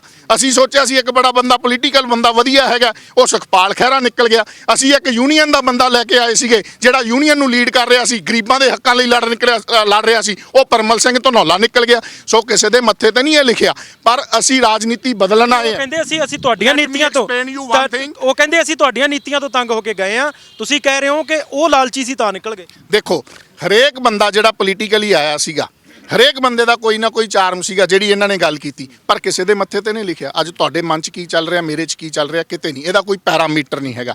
ਪਰ ਸਭ ਤੋਂ ਵੱਡੀ ਗੱਲ, ਅਸੀਂ ਰਾਜਨੀਤੀ ਬਦਲਣ ਆਏ ਸੀ। ਅੱਜ ਜੇ ਕੇਜਰੀਵਾਲ ਨੇ ਕੋਈ ਐਲਾਨ ਕੀਤਾ ਤਾਂ ਇਹਨਾਂ ਨੂੰ ਕਰਨਾ ਪੈ ਰਿਹਾ। ਅੱਜ ਜੇ ਅਸੀਂ ਸੜਕਾਂ ਤੇ ਨਿਕਲੇ ਆ ਤਾਂ ਇਹਨਾਂ ਦੇ ਲੀਡਰ ਜਿਹੜੇ ਹੈਗੇ ਇਹਨਾਂ ਨੂੰ ਸੜਕਾਂ ਤੇ ਆਉਣਾ ਪੈ ਰਿਹਾ, ਜਿਹੜੇ ਹੈਲੀਕਾਪਟਰਾਂ ਤੇ ਤੁਰੇ ਫਿਰਦੇ ਸੀ। ਸੋ ਇਸ ਕਰਕੇ ਜਦੋਂ ਚੇਂਜ ਆਉਂਦੀ ਹੈਗੀ ਆ ਉਹਨੂੰ ਸਮਾਂ ਲੱਗਦਾ। ਜਿਹੜੇ ਸਾਡੇ ਇਹ ਕਹਿੰਦੇ ਆ ਵੀ ਭੱਜ ਗਏ, ਇਹਨਾਂ ਦਾ ਤਾਂ ਮੁੱਖ ਮੰਤਰੀ ਭੱਜ ਗਿਆ ਜਿਹੜਾ ਅਲੱਗ ਪਾਰਟੀ ਬਣਾ ਗਿਆ। ਦੱਸੋ ਮੈਨੂੰ, ਇਹਨਾਂ ਦਾ ਤਾਂ ਮੁੱਖ ਮੰਤਰੀ 4.5 ਸਾਲ ਐਸ਼ ਪ੍ਰਸਤੀ ਕਰਕੇ ਭੱਜ ਗਿਆ। ਸਾਨੂੰ ਤੁਸੀਂ ਕਹਿ ਰਹੇ ਆ ਜਿਹੜਾ ਬੰਦਾ ਤੁਸੀਂ ਜਰਨੈਲ ਭੱਜ ਗਿਆ। ਸੰਘਾ ਸਾਹਿਬ ਠੀਕ ਹੈ। ਸਾਰੇ ਬੰਦੇ ਇਹਨਾਂ ਦੇ ਮਤਲਬ ਮੈਂ ਸ਼ਬਦ ਉਹ ਨਹੀਂ ਪ੍ਰਯੋਗ ਕਰਦਾ, ਸਾਰੇ ਬੇਈਮਾਨ ਨਿਕਲ ਗਏ। ਉਹਦਾ ਕਾਰਨ ਕੀ ਹੈ ਕਿ ਜਦੋਂ ਕੋਈ ਤੁਸੀਂ ਕੰਮ ਨੇਕ ਨੀਤੀ ਨਾਲ ਕਰਦੇ ਆ ਉਹਦੇ 'ਚ ਹਮੇਸ਼ਾ ਉਹਦਾ ਫਲ ਮਿਲਦਾ। ਇਹਨਾਂ ਦੇ ਜਿਹੜੇ ਕਨਵੀਨਰ ਸਾਹਿਬ ਹੈ ਉਹਨਾਂ ਦੇ ਮਨ 'ਚ ਹੀ ਬਦਨੀਤੀ ਸੀ। ਸਾਰੀ ਦੁਨੀਆ ਰੌਲਾ ਪਾ ਕੇ ਚੀਫ ਮਿਨਿਸਟਰ ਡਿਕਲੇਅਰ ਕਰੋ ਪੰਜਾਬ ਦਾ, ਕਿਉਂ ਨਹੀਂ ਕੀਤਾ? ਉਹਨਾਂ ਦੇ ਮਨ 'ਚ ਲਾਲ ਸੀ ਵੀ ਜਿਹੜਾ ਯੂਪੀ ਜਿਹੜਾ ਦਿੱਲੀ ਹੈ ਇਹ ਤਾਂ ਇੱਕ ਮਿਊਨਿਸਪਲ ਕਾਰਪੋਰੇਸ਼ਨ ਟਾਈਪ ਹੈ, ਮੈਂ ਪੰਜਾਬ ਤੇ ਰਾਜ ਕਰਨਾ ਹੈ। ਮਨ 'ਚ ਇਹ ਸੀ ਵੀ ਲੋਕਾਂ ਨੂੰ ਵਰਗਲਾ ਕੇ 60-65 ਸੀਟਾਂ ਕੱਢ ਜੇ, ਉਸ ਤੋਂ ਬਾਅਦ ਮੈਂ ਪੰਜਾਬ ਦਾ ਮੁੱਖ ਮੰਤਰੀ ਬਣਾ। ਜੋ ਤੁਹਾਡੀ ਸੋਚ ਖੋਟ ਹੋਊਗੀ ਉਦੋਂ ਤੁਹਾਡੇ ਨਾਲ ਕੋਈ ਬੰਦਾ ਖੜੂਗਾ ਨਹੀਂ। ਇਹ ਸੋਚ ਖੋਟ ਲੈ ਕੇ ਪਾਰਟੀ ਬਣੀ ਹੈ। ਕੋਈ ਇਹਨਾਂ ਦਾ ਪੰਜਾਬ ਦੇ ਵਿੱਚ ਪਹਿਲੀ ਫੇਰੀ 'ਚ ਕਹਿ ਗਏ ਸੀ ਕਿ ਪੰਜਾਬ ਦਾ ਮੁੱਖ ਮੰਤਰੀ ਚਿਹਰਾ ਜਿਹੜਾ ਹੋਊਗਾ ਉਹ ਇੱਕ ਪੰਜਾਬੀ ਹੋਊਗਾ ਔਰ ਸਿੱਖ ਚਿਹਰਾ। ਪਿਛਲੇ 5 ਸਾਲ ਦੀ ਗੱਲ ਕਰੋ, ਜਦੋਂ ਇਹ ਆਏ ਸੀ ਬੜੇ ਹਰਸ਼ੋਲਾਸ ਨਾਲ, ਪਿਛਲੇ 5 ਸਾਲ ਦੀ ਗੱਲ ਕਰਨਾ ਯਾਦ ਕਰੋ। ਚੀਫ ਮਿਨਿਸਟਰ ਕਿਉਂ ਨਹੀਂ ਡਿਕਲੇਅਰ ਕੀਤਾ ਉਦੋਂ? ਦੱਸਿਓ ਮੈਨੂੰ ਜਰਾ। ਕਿਉਂਕਿ ਕੇਜਰੀਵਾਲ ਦੇ ਮਨ 'ਚ ਖੋਟ ਸੀ। ਸੋ ਇਸ ਕਰਕੇ ਜਿਹੜੀ ਇਹ ਗੱਲ ਕਰਦੇ ਥੋੜਾ ਮੁੱਖ ਮੰਤਰੀ ਭੱਜ ਗਿਆ, ਮੁੱਖ ਮੰਤਰੀ ਭਜਾਇਆ ਗਿਆ। ਜਦੋਂ ਮੁੱਖ ਮੰਤਰੀ ਜਿਹੜਾ ਪੰਜਾਬ ਦਾ ਇਲੈਕਸ਼ਨ ਹੈ 2002 ਤੋਂ 7 ਵਿੱਚ ਲੋਕਾਂ ਦੀ ਬਹੁਤ ਕ੍ਰੈਡੀਬਿਲਿਟੀ ਸੀ ਕੈਪਟਨ ਅਮਰਿੰਦਰ ਸਿੰਘ ਦੀ, ਉਸ ਕਰਕੇ 2007 ਤੋਂ 12 'ਚ ਲੋਕਾਂ ਨੇ ਵੋਟਾਂ ਪਾਈਆਂ ਸੀ। ਚਾਹੁੰਦਾ ਹੈ ਪੰਜਾਬ ਕੈਪਟਨ ਦੀ ਸਰਕਾਰ, ਥਾਂ ਤੇ ਉਹ ਬੋਰਡ ਲੱਗੇ ਸੀ। ਜਦੋਂ ਉਹ ਨਹੀਂ ਪੂਰਾ ਉਤਰਿਆ, ਪਾਰਟੀ ਨੇ ਬਹੁਤ ਮੌਕਾ ਦਿੱਤਾ, ਦੇਖਿਆ ਉਹਨੇ ਕਿਹਾ ਨਹੀਂ ਭਾਈ ਹੁਣ ਤੁਸੀਂ ਆਪਦੀ ਇਹਨੂੰ ਛੱਡੋ, ਅਸੀਂ ਨਵਾਂ ਮੁੱਖ ਮੰਤਰੀ ਬਣਾਵਾਂਗੇ। ਅਸੀਂ ਨਵਾਂ ਮੁੱਖ ਮੰਤਰੀ ਬਣਾਤਾ। ਹੁਣ ਚਲੋ ਟਾਈਮ ਘੱਟ ਨਿਕਲਿਆ, ਉਹਦੇ 'ਚ ਫਿਰ ਵੀ ਬਹੁਤ ਫੈਸਲੇ ਹੋ ਗਏ ਨੇ। ਹੁਣ ਕਿਉਂਕਿ ਪੰਜਾਬ ਦਾ ਜਿਵੇਂ ਸੀਐਮ ਸਾਹਿਬ ਨੇ ਕਿਹਾ ਕਿ 36,000 ਮੁਲਾਜ਼ਮ ਪੱਕਾ ਕਰਤਾ, ਉਹਦੀ ਅਪਰੂਵਲ ਜਿਹੜੀ ਗਵਰਨਰ ਨੇ ਕਰਨੀ ਹੈ। ਇਸ ਕਰਕੇ ਕੋਈ ਚੀਜ਼ਾਂ ਜਿਹੜੀਆਂ ਟੈਕਨੀਕਲ ਤੇ ਰਹਿ ਜਾਂਦੀਆਂ ਨੇ ਉਹ ਅਲੱਗ ਗੱਲ ਹੈ, ਪਰ ਸਰਕਾਰ ਦੀ, ਸਾਡੇ ਮੁੱਖ ਮੰਤਰੀ ਦੀ ਨੀਤ ਬੜੀ ਕਲੀਅਰ ਹੈ। ਅਸੀਂ ਜਿੰਨੀ ਕੋਸ਼ਿਸ਼ ਹੋਈ ਸਾਡਾ ਮੁੱਖ ਮੰਤਰੀ, ਸਾਡੀ ਪਾਰਟੀ ਪੰਜਾਬ ਨੂੰ ਅੱਗੇ ਲੈ ਕੇ ਜਾਏ। ਠੀਕ ਹੈ ਜੀ। ਤੁਹਾਡਾ ਕੀ ਨਾਮ ਹੈ ਜੀ? ਰਵੀ ਪੰਡਤ ਜੀ। ਤੁਸੀਂ ਕਿਸ ਜਥੇਬੰਦੀ ਨੂੰ ਰਿਪਰੈਜ਼ੈਂਟ? ਮੈਂ ਕਾਂਗਰਸੀ ਹਾਂ ਜੀ। ਜੀ। ਇੱਥੋਂ ਇੱਕ ਭਾਈ ਸਾਹਿਬ ਆਏ ਸੀ, ਇੱਕ ਹੋਰ ਕਿਹੜੀ ਕਿਸੇ ਜਥੇਬੰਦੀ ਤੋਂ ਸੀ ਉਹ, ਉਹਨਾਂ ਦੀ ਕੋਈ ਸਭਾ ਸੀ ਸ਼ਾਇਦ, ਤੁਸੀਂ ਸੀ? ਹਾਂਜੀ ਮੈਂ ਖੜੇ ਤੁਸੀਂ ਸੀਗੇ ਜੀ। ਸੁਣ ਲੀਆਂ ਗੱਲਾਂ ਸਾਰਿਆਂ ਦੀਆਂ, ਤੁਸੀਂ ਕੀ ਕਨਕਲੂਜਨ ਕੱਢਦੇ ਹੋ? ਕੀ ਸੋਚ ਰਹੇ ਸੀ ਖੜੇ? ਸੋਚ ਤਾਂ ਇਸ ਤਰ੍ਹਾਂ ਹੈ ਵੀ ਸਾਰੇ ਆਪਣਾ ਜ਼ੋਰ ਲਗਾਉਣ ਲੱਗੇ ਹੋਏ ਹੈ, ਲੇਕਿਨ ਜਿਹੜੀ ਗੱਲ ਇਹਨਾਂ ਸਰਦਾਰ ਜੀ ਨੇ ਕਹੀ ਹੈ ਉਹ ਗੱਲ ਸਭ ਤੋਂ ਵਧੀਆ ਹੈ ਵੀ ਜਿਹੜੀ ਰਿਜ਼ਰਵੇਸ਼ਨ ਰੱਖੀ ਜਾਂਦੀ ਸਾਰਿਆਂ ਵਾਸਤੇ, ਰਿਜ਼ਰਵੇਸ਼ਨ ਬੰਦ ਹੋਣੀ ਚਾਹੀਦੀ ਹੈ। ਜਿਹੜੇ ਫ੍ਰੀ ਵਾਲਾ ਕੰਮ ਚਾਹੀਦਾ, ਫ੍ਰੀ ਬਿਜਲੀ, ਫ੍ਰੀ ਪਾਣੀ, ਇਹ ਗੱਲਾਂ ਕੋਈ ਪ੍ਰੈਕਟੀਕਲ ਨਹੀਂ ਹੁੰਦੀਆਂ। ਠੀਕ ਹੈ, ਲੋਕ ਇਹਦਾ ਅਟਰੈਕਸ਼ਨ ਜ਼ਰੂਰ ਦਿੰਦੇ ਆ, ਪਰ ਇਹ ਨਹੀਂ ਹੋਣੀ ਚਾਹੀਦੀ। ਉਹ ਕਹਿੰਦੇ ਫ੍ਰੀ ਦਾ ਸਾਡਾ ਹੱਕ ਬਣਦਾ। ਜੇ ਕਹਿੰਦੇ ਸਾਡੇ ਚੁਣੇ ਹੋਏ ਨੁਮਾਇੰਦਿਆਂ ਨੂੰ ਫ੍ਰੀ ਮਿਲ ਸਕਦਾ ਤਾਂ ਲੋਕਾਂ ਨੂੰ ਫ੍ਰੀ ਦੇਣ ਦੇ ਵਿੱਚ ਹਰਜ। ਉਹ ਤਾਂ ਉਹਨਾਂ ਨੇ ਸਿਸਟਮ ਬਣਾਇਆ ਹੋਇਆ ਹੈ, ਆਪਦਾ, ਕਿਉਂਕਿ ਉਹ ਕਰ ਸਕਦੇ, ਉਹਨੇ ਹੱਥ 'ਚ ਸਾਰੀ ਚੀਜ਼ ਹੈ। ਲੇਕਿਨ ਉਹ ਸਿਸਟਮ ਬਦਲਣਾ, ਉਹਨਾਂ ਦੀ ਗੱਲ ਬਿਲਕੁਲ ਠੀਕ ਹੈ, ਸਿਸਟਮ ਬਦਲਣਾ ਚਾਹੀਦਾ ਹੈ। ਲੇਕਿਨ ਆਪਾਂ ਨੂੰ ਰੱਖਣੀ ਨਹੀਂ ਚਾਹੀਦੀ ਸਾਨੂੰ ਫ੍ਰੀ ਮਿਲੇ। ਫ੍ਰੀ ਤਾਂ ਕੁਛ ਵੀ ਨਹੀਂ ਮਿਲਦਾ, ਹਰ ਚੀਜ਼ ਮੁੱਲ ਲੈ ਕੇ ਕਿੱਥੋਂ ਮਿਲਦੀ ਹੈ? ਕਿ ਉੱਪਰ ਫ੍ਰੀ ਐਵੇਂ ਤਾਂ ਨਹੀਂ ਪੈਦਾ ਹੁੰਦੀ, ਕਿਤੋਂ ਵੀ ਪੈਸੇ ਲੱਗਦੇ ਤਾਂ ਪੈਦਾ ਹੁੰਦੀ ਹੈ। ਠੀਕ ਹੈ ਨਾ, ਇਸ ਕਰਕੇ ਫ੍ਰੀ ਵਾਲਾ ਦਾ ਕੋਈ ਫੰਡਾ ਹੀ ਖਤਮ ਹੋ ਜਾਣਾ ਚਾਹੀਦਾ। ਫ੍ਰੀ ਵਾਲਾ ਹੁਣ ਸਾਰੇ ਲੋਕ, ਮੇਰਾ ਖਿਆਲ ਹੈ ਜਿੰਨੇ 80% ਲੋਕ ਹੈ ਸਭ ਦੇ ਬੱਚੇ ਬਾਹਰ ਕੈਨੇਡਾ ਜਾ ਰਹੇ ਹੈ, ਉੱਥੇ ਫ੍ਰੀ ਮਿਲਦਾ ਕੁਝ? ਦੱਸੋ। ਉਹ ਟੈਕਸ ਦਿੰਦੇ ਹੈ, ਸਰਕਾਰਾਂ ਨੂੰ ਤਾਕਤਵਰ ਬਣਾਉਂਦੇ ਆ, ਫਿਰ ਫ੍ਰੀ ਲਈ ਜਾਂਦੇ ਆ। ਉਹ ਆਪਦਾ ਹੱਕ ਖੁਦ ਪੈਦਾ ਤਾਂ ਕਰਦੇ ਪੰਜਾਬ ਵੀ ਪੇ ਕਰ ਰਿਹਾ ਨਾ। ਨਹੀਂ ਸਾਰੇ ਨਹੀਂ ਪੇ ਕਰ ਰਹੇ। ਦੱਸੋ ਕੌਣ ਪੇ ਕਰ ਰਿਹਾ? ਕੋਈ ਮੇਰੇ ਖਿਆਲ ਹੈ ਵੀ 80% ਲੋਕ ਟੈਕਸ ਨਹੀਂ ਪੇ, ਕੋਈ ਇਨਕਮ ਟੈਕਸ ਨਹੀਂ ਦੇ ਰਿਹਾ, ਕੋਈ ਸ਼ੋਅ ਨਹੀਂ ਦੇ ਰਿਹਾ, ਕੋਈ ਟੈਕਸ ਤਾਂ ਗਵਰਨਮੈਂਟ ਕੋਲ ਕੀ ਜਾ ਰਿਹਾ? ਉਹ ਤਾਂ ਉਹਦੇ ਨਾਲ ਬਣਾਏ ਹੋਏ ਸਿਸਟਮ ਚਲਾਈ ਜਾਂਦੇ ਆ। ਲੇਕਿਨ ਜੇ ਤੁਸੀਂ ਲੈਣਾ ਚਾਹੁੰਦੇ ਆ ਕੁਛ ਵੀ ਕਿਸੇ ਤੋਂ, ਤੁਸੀਂ ਗਵਰਨਮੈਂਟ ਨੂੰ ਤਾਕਤਵਰ ਬਣਾਓਗੇ ਤਾਂ ਫਿਰ ਜੋ ਮਰਜ਼ੀ ਲਈ ਜਾਓ। ਐਵੇਂ ਫ੍ਰੀ ਦੇ ਦਿਓ ਕਿੱਥੋਂ ਫ੍ਰੀ ਦਿਓ? ਗਵਰਨਮੈਂਟ ਕਿੱਥੋਂ ਫ੍ਰੀ ਦੇਊਗੀ? ਇਹ ਇੰਪੋਸੀਬਲ ਹੈ। ਹਾਂਜੀ ਜੀ। ਚੰਨੀ ਸਾਹਿਬ ਨੇ ਕਿਹਾ ਸੀਗਾ ਵੀ ਮੈਂ ਬਰਗਾੜੀ ਦਾ ਇਨਸਾਫ ਕਰੂੰਗਾ। ਕੈਪਟਨ ਸਾਹਿਬ ਭੱਜ ਗਏ ਆ, 100 ਦਿਨ ਹੋ ਗਏ ਆ ਮੁੱਖ ਮੰਤਰੀ ਬਣਿਆ ਨੂੰ। ਗ੍ਰਹਿ ਵਿਭਾਗ ਵੀ ਉਹੀ ਹੈ ਜਿਹੜਾ ਬਰਗਾੜੀ ਮੋਰਚਾ ਚੁਕਾ ਕੇ ਆਇਆ ਸੀ। ਅੱਜ ਕੀ ਗੱਲ 100 ਦਿਨ ਤੋਂ ਬਾਅਦ ਵੀ ਬਰਗਾੜੀ ਦਾ ਸਮੱਸਿਆ ਜਿਉਂ ਦੀ ਤਿਉਂ ਹੀ ਹੈ। ਕੀ ਇਹ ਇਨਸਾਫ ਦੇ ਨਾਂ ਤੇ ਇਕੱਲੀ ਸਰਕਾਰ ਬਣਾਉਣ ਜਾਣਦੇ ਆ? ਬਰਗਾੜੀ ਦੇ ਵਿੱਚ ਰੰਧਾਵਾ ਸਾਹਿਬ ਆਪ ਜਾ ਕੇ ਐਲਾਨ ਕਰਕੇ ਆਏ ਸੀਗੇ ਵੀ ਇੱਥੇ ਇਨਸਾਫ ਮਿਲੂਗਾ। ਇਹਨਾਂ ਨੇ ਇੱਕ ਮੁੱਦਾ ਬਣਾ ਲਿਆ ਵੀ ਸਾਡੇ ਕੋਲ ਕੈਪਟਨ ਸਾਹਿਬ ਨਹੀਂ ਮੰਨੇ। ਚਲੋ ਹੁਣ ਤਾਂ ਕੈਪਟਨ ਸਾਹਿਬ ਹੈ ਨਹੀਂ ਗਏ, 4.5 ਸਾਲ ਲੰਘਾਤੇ ਇਹਨਾਂ ਨੇ ਇਸ ਗੱਲਾਂ 'ਚ। ਹੁਣ 100 ਦਿਨ ਹੋ ਗਿਆ ਜਿਹੜਾ ਕਿ ਰੰਧਾਵਾ ਸਾਹਿਬ ਕਹਿੰਦੇ ਸੀ ਮੈਨੂੰ 1 ਦਿਨ ਦੇ ਦਿਓ, ਤੇ ਹੁਣ 100 ਦਿਨ ਤੋਂ ਕਿਉਂ ਨਹੀਂ ਬਰਗਾੜੀ ਦਾ ਇਨਸਾਫ ਮਿਲ ਰਿਹਾ? ਇਹਨਾਂ ਤੋਂ ਇਹਦਾ ਜਵਾਬ ਹੁਣ ਆਪਾਂ ਚੇਅਰਮੈਨ ਸਾਹਿਬ ਤੋਂ ਨਹੀਂ ਤੁਹਾਡੇ ਤੋਂ ਲੈਂਦੇ ਆ, ਕਿਉਂਕਿ ਤੁਸੀਂ ਇਹ ਵੀ ਵਰਕਰ ਨੇ, ਤੁਸੀਂ ਵੀ ਵਰਕਰ ਹੋ। ਦਿਓ ਕੀ ਜਵਾਬ ਹੈ ਤੁਹਾਡੇ ਕੋਲੇ? ਹੈ ਇਸ ਗੱਲ ਦਾ ਜਵਾਬ? ਇਸ ਗੱਲ ਦਾ ਜਵਾਬ ਹੈ ਜੀ, ਉੱਪਰ ਸਰਕਾਰਾਂ ਇਸ ਗੱਲ ਦੇ ਉੱਤੇ ਫੈਸਲਾ ਨਹੀਂ ਲੈ ਸਕੀਆਂ, ਇਹ 'ਚ ਕੋਈ ਸ਼ੱਕ ਨਹੀਂ। ਮੰਨਦੇ ਹੋ ਕਾਂਗਰਸ ਦੀ ਗਲਤੀ ਰਹੀ ਕਿਤੇ ਨਾ ਕਿਤੇ? ਬਿਲਕੁਲ ਜੀ, ਸਾਰਿਆਂ ਦੀ ਰਹੀ, ਅਕਾਲੀਆਂ ਦੀ ਵੀ ਰਹੀ ਹੈ, ਜਿਨ੍ਹਾਂ ਨੇ ਕਰਾਇਆ ਸਾਰਾ ਕੁਝ। ਦੂਜੀ ਗੱਲ ਇਹ ਹੈ ਵੀ ਇੱਥੇ ਜਿਹੜੀ ਡਿਬੇਟ ਹੈ, ਮੈਨੂੰ ਬੜਾ ਅਫਸੋਸ ਹੈ, ਲੋਕਲ ਗੱਲ ਕੋਈ ਨਹੀਂ ਕੀਤੀ ਕਿਸੇ ਨੇ। ਲੋਕਲ ਗੱਲ ਕੀ ਹੈ, ਜਦੋਂ ਅਸੀਂ ਪਿਛਲੀ ਵਾਰ ਵੋਟਾਂ ਪਾਈਆਂ ਅਸੀਂ ਬੰਦਾ ਨਹੀਂ ਵੇਖਿਆ, ਬਾਹਰਲਾ ਬੰਦਾ ਚੁਣਤਾ। ਅੱਜ ਅਸੀਂ ਕਸੁੰਨ ਦੇ ਰੋਨੇ ਆ। ਹੁਣ ਆਮ ਆਦਮੀ ਪਾਰਟੀ ਦੇ ਵਰਕਰ ਇਹ ਤਾਂ ਕਹਿ ਰਹੇ ਮੁੱਖ ਮੰਤਰੀ ਦਾ ਚਿਹਰਾ ਕੌਣ ਹੈ? ਇਹਨਾਂ ਕੋਲ ਤਾਂ ਨਾ ਪਿਛਲੀ ਵਾਰ ਸੀ ਨਾ ਐਤਕੀ ਵਾਰ ਹੈ। ਅਸੀਂ ਤਾਂ ਕੈਪਟਨ ਦੀ ਕਾਰਜਕਾਰੀ ਦੇਖ ਕੇ 4.5 ਸਾਲ ਬਾਅਦ ਭਜਾਇਆ, ਇਹਨਾਂ ਦੇ 4.5 ਮਹੀਨੇ ਬਾਅਦ ਹੀ ਭਜਨੇ ਸ਼ੁਰੂ ਹੋ ਗਏ ਸੀਗੇ। ਕਦੀ ਸਿੱਧੂ ਤੇ ਨਿਗਾਹ ਰੱਖਦੇ ਆ, ਕਦੀ ਕਹਿੰਦੇ ਵੀ ਸਿੱਧੂ ਸਾਹਿਬ ਆਉਣਗੇ ਤਾਂ ਆਮ ਆਦਮੀ ਪਾਰਟੀ ਸਮਝਾਉਣਗੇ। ਸਿੱਧੂ ਕਹਿੰਦਾ ਤੁਹਾਨੂੰ ਇਮਰਾਨ ਖਾਨ ਬੰਦਾ ਦਊਗਾ ਫਿਰ ਇਹ ਮੁੱਖ ਮੰਤਰੀ। ਹੋਰ ਤਾਂ ਹੋਰ ਮੋਗੇ ਇਲਾਕੇ ਦੇ ਵਿੱਚ 3 ਸੀਟਾਂ ਘੋਸ਼ਿਤ ਕਰ ਚੁੱਕੇ ਆ। ਸੰਘਾ ਸਾਹਿਬ ਪੁਰਾਣੇ ਸਮੇਂ ਤੋਂ ਫਰਕ ਕਰ ਰਹੇ, ਕੋਈ ਸ਼ੱਕ ਨਹੀਂ, ਲੇਕਿਨ ਹਜੇ ਵੀ ਇੱਕ ਬੀਬੀ ਤੇ ਨਿਗਾਹ ਵੀ ਉਹ ਹਾਂ ਕਰਦੇ ਅਸੀਂ ਉਹਨੂੰ ਆਮ ਆਦਮੀ ਪਾਰਟੀ ਦੀ ਟਿਕਟ ਦੇ ਦਈਏ। ਇਹਨਾਂ ਨੂੰ ਤਾਂ ਆਪਦੇ ਬੰਦਿਆਂ ਤੇ, ਆਪਦੇ ਜਿਹੜੇ ਇਹਨਾਂ ਦੇ ਹਲਕਾ ਇੰਚਾਰਜ ਆ ਉਹਨਾਂ ਤੇ ਯਕੀਨ ਨਹੀਂ, ਉਹ ਟਿਕਟ ਨਹੀਂ ਘੋਸ਼ਿਤ ਕਰਨੀ। ਪਿਛਲੀ ਵਾਰੀ ਸੰਜੇ ਸਿੰਘ ਜੀ ਲੈ ਗਏ ਸੀਗੇ, ਐਤਕੀ ਰਾਘਵ ਯਾਦਵ ਜੀ ਆਏ ਵੇ ਆ, ਅਗਲੀ ਵਾਰ ਨੂੰ ਹੋਰ ਆਜੂ। ਸਰ ਗਿਆ ਸਰਾ ਗਿਆ, 100 ਕਹਿੰਦੇ ਸੀ 20 ਆਏ ਸੀ, ਰਹਿ ਗਏ 5। ਸੰਘਾ ਸਾਹਿਬ ਕਹਿੰਦੇ ਆਮ ਆਦਮੀ ਪਾਰਟੀ ਨੂੰ ਆਪਣੇ ਉਮੀਦਵਾਰਾਂ ਤੇ ਅੱਜ ਤੁਸੀਂ ਵਰਕ ਕਰ ਰਹੇ ਹੋ, ਕਹਿੰਦੇ ਭਰੋਸਾ ਨਹੀਂ ਹੈਗਾ, ਇਹ ਤਾਂ ਜਿਹੜਾ ਕੋਈ ਉੱਪਰੋਂ ਆਊਗਾ ਉਹਨੂੰ ਰੱਖ ਲੈਣਗੇ। ਦੇਖੋ ਮੈਨੂੰ ਆਪਦੇ ਕੰਮ ਤੇ ਭਰੋਸਾ ਹੈ। ਲੋਕ ਚਾਹੁੰਦੇ ਆ, ਲੋਕ ਚਾਹੁੰਦੇ ਹੋਣ ਤੇ ਲੋਕਾਂ ਦੇ ਵਿੱਚ ਰੱਬ ਵਸਦਾ ਤੇ ਲੋਕਾਂ ਦੀ ਅਰਦਾਸ ਕਦੇ ਜਾਇਆ ਨਹੀਂ ਜਾਂਦੀ। ਮੈਨੂੰ ਆਪਦੇ ਕੰਮ ਤੇ ਭਰੋਸਾ ਹੈਗਾ, ਲੋਕਾਂ ਤੇ ਭਰੋਸਾ। ਦੂਸਰੀ ਗੱਲ, ਜਿੱਥੋਂ ਤੱਕ ਹੁਣ ਤੱਕ ਸਾਰੀਆਂ ਗੱਲਾਂ ਹੋਈਆਂ, ਇਹਨਾਂ ਨੇ ਲੋਕਲ ਗੱਲ ਕੀਤੀ, ਮੈਂ ਸਭ ਤੋਂ ਪਹਿਲਾਂ ਲੋਕਲ ਇਸ਼ੂ ਉਠਾਏ ਸੀ, ਕਾਰਪੋਰੇਸ਼ਨ ਨਾਲ ਰਿਲੇਟਡ ਉਠਾਏ ਸੀ, ਠੀਕ ਹੈ ਜੀ, ਕੋਈ ਨਹੀਂ ਹੱਲ ਹੋਏ। ਸੋ ਮੈਂ ਤਾਂ ਹਜੇ ਤੱਕ ਤੁਹਾਨੂੰ ਇਹ ਕਹਿ ਰਿਹਾ ਕਿ ਇਹ ਗੱਲਾਂ ਕਰਦੇ ਨੇ ਰਵਾਇਤੀ ਪਾਰਟੀਆਂ ਜਿਹੜੀਆਂ ਕੇਂਦਰ ਦੀਆਂ ਪਾਰਟੀਆਂ ਰਹੀਆਂ, ਲਗਾਤਾਰ ਰਾਜ ਕਰਦੀਆਂ ਰਹੀਆਂ। ਕਾਂਗਰਸ ਸਭ ਤੋਂ ਪਹਿਲਾਂ ਬਣੀ ਸੀਗੀ, ਕਿੰਨਾ ਚਿਰ ਉਹਨੇ ਰਾਜ ਕੀਤਾ, ਹੁਣ ਬੀਜੇਪੀ ਨੇ ਰਾਜ ਕੀਤਾ।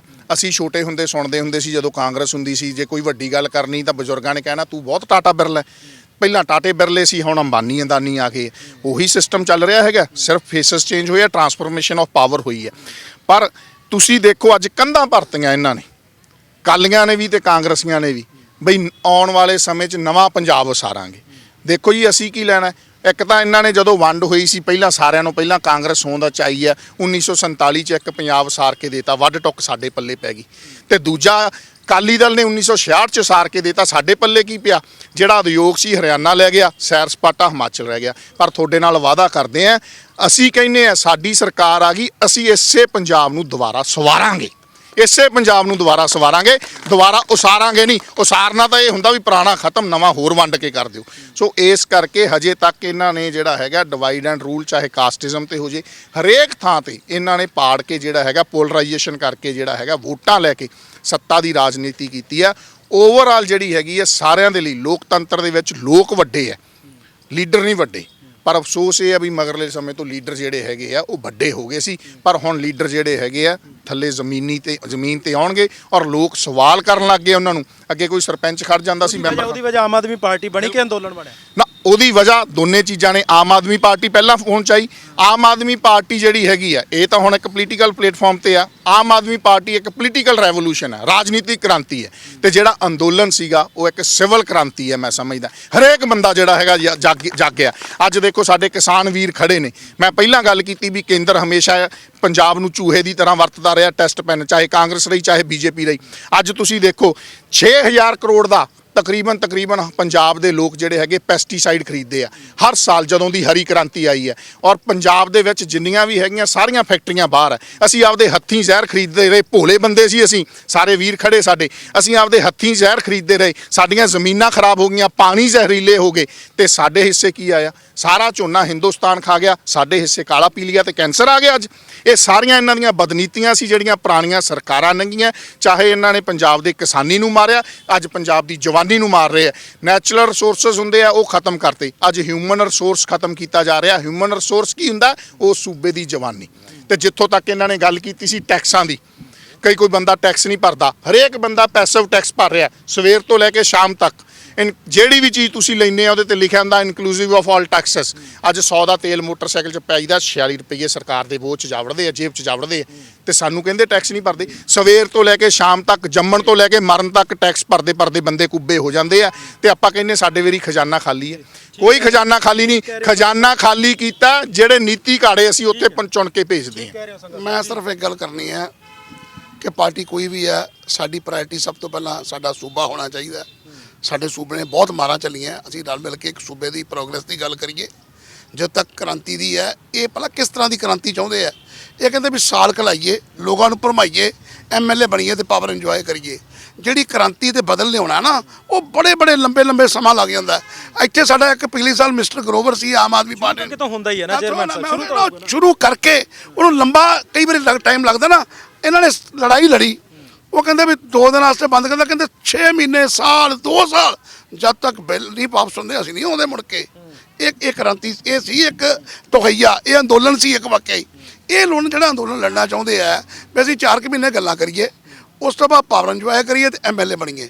ਪਿਛਲੀ ਵਾਰੀ ਆਮ ਆਦਮੀ ਪਾਰਟੀ ਮੇਰੀ ਗੱਲ ਤੋਂ ਇੱਕ ਮਿੰਟ ਯਾਰ, ਮੇਰੀ ਗੱਲ ਤੋਂ ਇੱਕ ਮਿੰਟ ਭਾਈ, ਮੈਨੂੰ ਗੱਲ ਤਾਂ ਖਤਮ ਕਰਨ ਦਿਓ ਯਾਰ। ਤਾਂ ਹੀ ਤਾਂ ਥੋੜੀ ਪੋਲੀਟੀਕਲ ਸਟੇਬਿਲਿਟੀ ਆਣੀ ਤੁਹਾਡੇ 'ਚ। ਤੁਸੀਂ ਪੋਲੀਟੀਕਲ ਕਰਦੇ ਹੋ। ਮਿਸਟਰ ਗਰੋਵਰ ਸਾਡੇ ਇੱਥੇ ਵਕੀਲ ਸੀਗੇ, 4 ਮਹੀਨੇ ਪਹਿਲਾਂ ਉਹਨਾਂ ਨੇ ਬੜੀ ਆਮ ਆਦਮੀ ਪਾਰਟੀ ਦੀ ਚਰਚਾ ਸ਼ੁਰੂ ਕਰਤੀ। ਚਲੋ ਕਿਸੇ ਢੰਗ ਨਾਲ ਟਿਕਟ ਪਾਰਟੀ ਨੇ ਦੇ ਦਿੱਤੀ। 1600 ਵੋਟ ਤੇ ਉਹ ਸ਼ਖਸ ਹਾਰੇ, ਸਿਰਫ 1600 ਵੋਟ ਤੇ। ਉਹਦੇ ਬਾਅਦ ਅਕਾਲੀ ਦਲ ਜੁਆਇਨ ਕਰ ਲਿਆ ਜਾ ਕੇ। ਉਹ ਯਾਰ ਤੁਹਾਡੇ 'ਚ ਕ੍ਰਾਂਤੀ ਵਾਲੀ ਕੋਈ ਗੱਲ ਤਾਂ ਹੋਵੇ, ਕੋਈ ਸਬਰ ਤਾਂ ਰੱਖੋ। ਕੋਈ 10-15 ਕਾਂਗਰਸ ਪਾਰਟੀ 132 ਸਾਲ ਪੁਰਾਣਾ ਤੇ ਕਿੰਨੀਆਂ ਲੜਾਈਆਂ ਲੜੀਆਂ ਉਹਨਾਂ ਨੇ। ਐ ਨਾ ਕਰੋ, ਤੁਸੀਂ ਪਾਵਰ ਇੰਜੋਏ ਨਾ ਕਰੋ। ਜੇ ਤੁਸੀਂ ਵਾਕਈ ਪੰਜਾਬ ਨੂੰ ਸਵਾਰਨਾ ਚਾਹੁੰਦੇ ਆ ਤੇ ਥੋੜਾ ਜਿਹਾ ਉਹ ਰੱਖੋ, ਆਪਣਾ ਸਿੱਧਕ ਰੱਖੋ ਥੋੜਾ ਜਿਹਾ, ਬਸ ਆ ਗੱਲ ਮੰਨ। ਇੱਕ ਮਿੰਟ, ਜਿਹੜੀ ਇਹਨਾਂ ਨੇ ਗੱਲ ਕੀਤੀ ਗਰੋਵਰ ਦੀ, ਗਰੋਵਰ ਤਾਂ ਐਮਐਲਏ ਵੀ ਨਹੀਂ ਸੀ ਬਣਿਆ। 2012 'ਚ ਇਹਨਾਂ ਨੂੰ ਯਾਦ ਕਰਾ ਦਿਆਂ, ਜੋਗਿੰਦਰਪਾਲ ਜੈਨ ਕਾਂਗਰਸ ਦਾ ਐਮਐਲਏ ਬਣਿਆ ਸੀ, ਸਾਲ ਵੀ ਨਹੀਂ ਕੱਢਿਆ, ਅਗਲੀ ਵਾਰੀ ਅਕਾਲੀ ਦਲ ਜੁਆਇਨ ਕਰ ਗਿਆ ਸੀ। ਸਭ ਤੋਂ ਪਹਿਲੀ ਗੱਲ ਹੋਈ ਹੈ। ਐਵੇਂ ਮਾਰੀ ਜਾਂਦੇ ਯਾਰ ਤੁਸੀਂ, ਦੱਸੋ ਮੈਨੂੰ ਵਾਟ ਇਜ਼ ਦਿਸ? ਐਵੇਂ ਆਪਾਂ ਜਿਹੜੀ ਗੱਲ ਕਰ ਰਹੇ ਹੈਗੇ ਆ, ਗੱਲ ਜੇ ਮੁੱਦਿਆਂ ਦੀ ਗੱਲ ਕਰਦੇ, ਮੁੱਦਿਆਂ ਤੇ ਆ ਜਾਓ। ਜੇ ਅੱਜ ਤੱਕ ਗਲੀਆਂ ਨਾਲੀਆਂ ਮੁੱਦੇ ਰਹੇ ਆ, ਕੱਲੀ ਆਮ ਆਦਮੀ ਪਾਰਟੀ ਨੇ ਬਣਾਇਆ ਕਿ ਸਕੂਲ ਤੇ ਹੈਲਥ ਇਹ ਮੁੱਦੇ ਬਣੇ। ਗਲੀਆਂ ਨਾਲੀਆਂ ਮੁੱਦੇ ਰਹੇ ਆ ਪੰਜਾਬ ਦੀ ਪੋਲਿਟਿਕਸ ਦੇ ਵਿੱਚ, ਤੇ ਹਜੇ ਵੀ ਹੈਗੇ ਆ। ਪਰ ਅਸੀਂ ਸਮਝਦੇ ਆ, ਅੱਜ ਤੁਸੀਂ ਦੇਖੋ ਬਾਈ ਜੀ, ਹਰੇਕ 5 ਸਾਲ ਬਾਅਦ ਗਲੀ ਨਾਲੀ ਕਿਉਂ ਟੁੱਟਦੀ ਹੈ ਜੀ? ਸਾਰਿਆਂ ਦੇ ਥੱਲੇ ਤੋਂ ਲੈ ਕੇ ਤਾਂ ਤੱਕ ਹੁਣ ਤੱਕ ਖਾਈ ਜਾਂਦੇ ਆ, ਸਬ ਸਟੈਂਡਰਡ ਮਟੀਰੀਅਲ ਕਮਿਸ਼ਨ ਖਾਣੇ ਹੁੰਦੇ ਆ। ਗੋਰਿਆਂ ਦੇ ਬਣਾਏ ਹੋਏ ਪੁਲ ਹਜੇ ਤੱਕ ਨਹੀਂ ਟੁੱਟੇ, 100 ਸਾਲ ਹੋ ਗਿਆ ਜਿਨ੍ਹਾਂ ਗੋਰਿਆਂ ਨੂੰ ਇੱਥੋਂ ਭਜਾਇਆ ਸੀ। ਤੇ ਅੱਜ ਆਪਣੇ ਜਿਹੜੇ ਕਾਲੇ ਗੋਰੇ ਉਦੋਂ ਬਾਅਦ ਰਾਜ ਕਰ ਰਹੇ ਆ, ਆਪਣੇ ਬੰਦੇ, ਤੇ ਉਹਨਾਂ ਦੀਆਂ ਜਿਹੜੀਆਂ ਗਲੀਆਂ ਨਾਲੀਆਂ 5 ਸਾਲ ਨਹੀਂ ਕੱਢਦੀਆਂ। ਸਾਨੂੰ ਪਤਾ ਹੁੰਦਾ ਬਈ ਇਹਦੀ ਜਿਹੜੀ ਹੈਗੀ ਆ ਮਨਿਆਦ 50 ਸਾਲ ਹੈ, 30 ਸਾਲ ਹੈ, ਫਿਰ ਪਤਾ ਲੱਗਦਾ ਵੀ ਇਹ ਪੈਸਾ ਜਿਹੜਾ ਸਾਡਾ ਗਲੀਆਂ ਨਾਲੀਆਂ 'ਚ ਰੁੜਿਆ, ਖੂਨ ਪਸੀਨੇ ਦੀ ਕਮਾਈ, ਉਹ ਕਿੱਥੇ ਜਾਂਦੀ ਹੈ। ਸਹੀ ਮੈਨੇ ਤਾਂ ਅੱਜ ਹਾਲਾਤ ਇਹ ਹੋ ਗਏ ਆ ਕਿ ਅਸੀਂ ਉਹ ਲੋਕ ਹੈ, ਉਸ ਲੋਕਤੰਤਰ ਦਾ ਹਿੱਸਾ ਜਿਹੜੇ ਆਪਦੇ ਹੱਥੀਂ ਚੁਣਦੇ ਆ ਰਹੇ ਆ ਹੁਣ ਤੱਕ, ਕਿ ਸਾਡੇ ਖੂਨ ਪਸੀਨੇ ਦੀ ਨੇਕ ਕਮਾਈ ਦੀ ਲੁੱਟ ਕਿਹੜੀ ਪਾਰਟੀ ਦੇ ਨੁਮਾਇੰਦੇ ਕਰਨਗੇ? ਆਪਦੇ ਹੱਥੀਂ ਚੁਣਦੇ ਆਏ। ਇੱਥੇ ਲੋਕਲ ਇਸ਼ੂ ਦੀ ਗੱਲ ਹੋਈ ਸੀ, ਸਾਡੇ ਵੀਰ ਨੇ ਕਿਹਾ ਸੀਗਾ ਇੱਥੇ ਹੱਡਾ ਰੋੜੀ ਹੈ ਨਹੀਂ ਮੋਗੇ ਦੇ ਵਿੱਚ। ਇੱਥੇ ਅਵਾਰਾ ਪਸ਼ੂ ਜਦੋਂ ਕੋਈ ਮਰਦਾ ਹੈ ਉਹਨੂੰ ਚੱਕਣ ਵਾਸਤੇ ਕੋਈ ਜਗ੍ਹਾ ਹੈ ਨਹੀਂ, ਬਾਹਰੋਂ ਸੱਦਿਆ ਜਾਂਦਾ।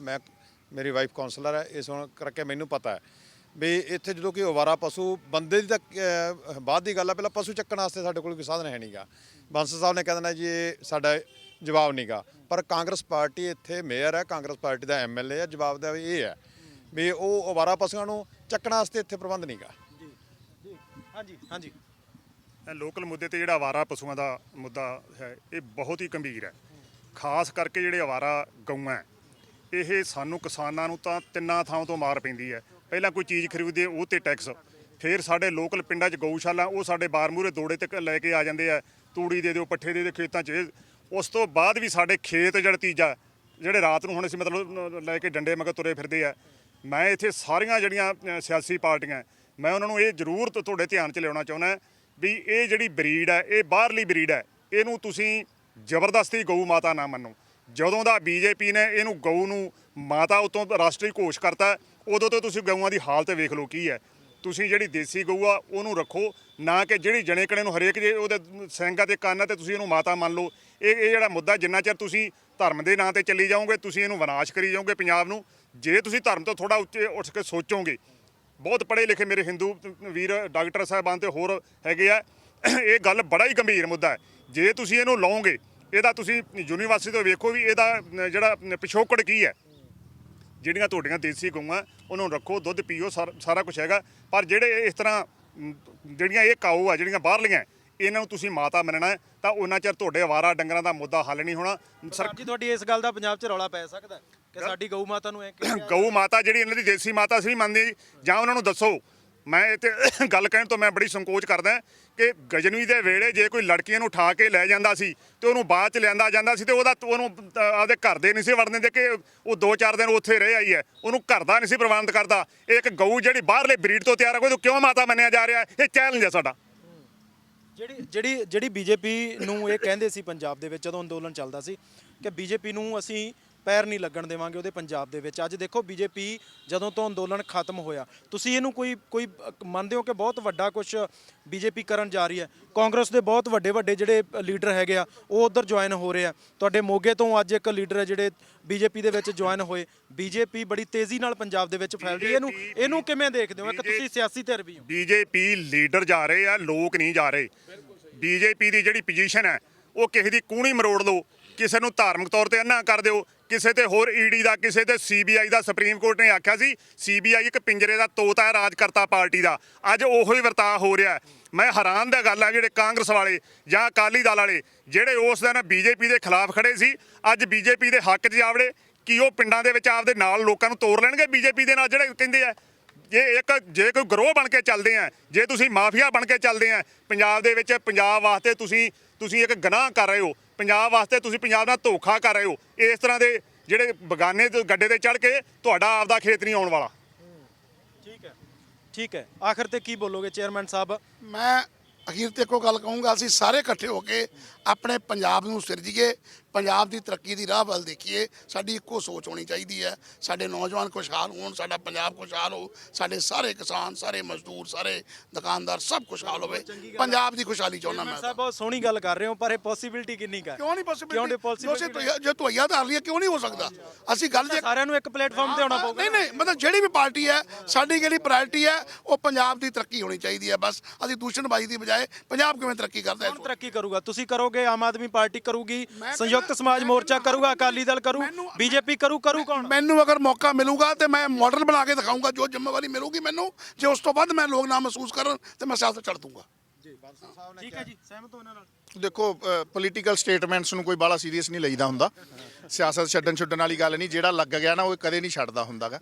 ਦੂਜੀ ਗੱਲ, ਮੈਂ ਕਿਸਾਨ ਵੀਰ ਜਿਨ੍ਹਾਂ ਨੇ ਐਡਾ ਵਧੀਆ ਲੜਾਈ ਲੜੀ ਹੈ, ਬਹੁਤ ਵੱਡੀ ਲੜਾਈ ਮੋਦੀ ਤੋਂ ਜਿੱਤ ਕੇ ਆਏ ਹੈ, ਤੁਹਾਡੇ ਚੈਨਲ ਦੇ ਜ਼ਰੀਏ ਥਰੂ ਆਊਟ ਮੈਂ ਅਪੀਲ ਕਰਦਾ ਕਿ ਭਰਾਵੋ, ਅੱਧੀ ਜੰਗ ਜਿੱਤੀ ਹੈ, ਖਿਤਾਬ ਹਜੇ ਬਾਕੀ ਹੈ। ਦਿੱਲੀ ਤੁਸੀਂ ਜਿੱਤ ਕੇ ਆਏ ਆ, ਪੰਜਾਬ ਬਾਕੀ ਹੈ। ਤਕੜੇ ਹੋ ਕੇ ਸਾਰੇ ਰਲ ਮਿਲ ਕੇ ਲੜੀਏ। ਵਾਹਿਗੁਰੂ ਜੀ ਕਾ ਖਾਲਸਾ, ਵਾਹਿਗੁਰੂ ਜੀ ਕੀ ਫਤਿਹ। ਜੀ ਲੂੰਬਾ ਸਰ ਜੀ। ਚੇਅਰਮੈਨ ਸਾਹਿਬ ਤੁਸੀਂ ਫ੍ਰੀ ਹੋ ਜੀ? ਮੈਨੂੰ ਪਤਾ ਤੁਹਾਡੀ ਪ੍ਰੋਬਲਮ ਹੈ, ਕੋਈ ਗੱਲ ਨਹੀਂ। ਅਸੀਂ ਸਮਾਜ ਸੇਵੀ ਸੰਸਥਾਵਾਂ ਵੱਲੋਂ ਵਾਤਾਵਰਨ ਦਾ ਮੁੱਦਾ ਜਿਹੜਾ ਹੈਗਾ ਬੜੇ ਵੱਡੇ ਪੱਧਰ ਤੇ ਉਠਾਇਆ ਹੋਇਆ। ਪੰਜਾਬ ਚੇਤਨਾ ਮੰਚ ਬਣਾ ਕੇ ਅਸੀਂ ਜਿਹੜਾ ਹੈਗਾ ਸਾਰੀਆਂ ਪਾਰਟੀਆਂ ਨੂੰ ਸੱਦਾ ਦਿੱਤਾ, ਪਰ ਲੁਧਿਆਣੇ ਸਾਡੀ ਕਨਵੈਨਸ਼ਨ ਦੇ ਵਿੱਚ ਕੋਈ ਵੀ ਪਾਰਟੀ ਨਹੀਂ ਪਹੁੰਚੀ। ਉਸ ਮੈਨੀਫੈਸਟੋ ਨੂੰ ਐਕਸੈਪਟ ਕਰਨ ਦੇ ਵਿੱਚ ਕਿਸੇ ਵੀ ਰਾਜਨੀਤਿਕ ਪਾਰਟੀ ਨੇ ਕੋਈ ਇੰਟਰਸਟ ਨਹੀਂ ਦਿਖਾਇਆ। ਉਹ ਜਿਹੜਾ ਮੁੱਦਾ ਹੈਗਾ ਵੀ ਸਾਡਾ ਹਵਾ, ਪਾਣੀ ਤੇ ਧਰਤੀ ਜਿਹੜਾ ਪੂਰੀ ਤਰ੍ਹਾਂ ਜ਼ਹਿਰੀਲਾ ਹੋ ਚੁੱਕਿਆ ਹੈ। ਜੇਕਰ ਇਹ ਤਿੰਨਾਂ ਚੀਜ਼ਾਂ ਨੂੰ ਨਾ ਸਾਂਭਿਆ ਗਿਆ ਤਾਂ ਆਉਣ ਵਾਲੇ ਕੁਝ ਸਾਲਾਂ ਤੱਕ ਪੰਜਾਬ ਹੈ ਜਿਹੜਾ ਉਹ ਰੇਗਿਸਤਾਨ ਬਣ ਜਾਏਗਾ, ਬਿਮਾਰੀਆਂ ਦਾ ਹੱਬ ਬਣ ਜਾਏਗਾ।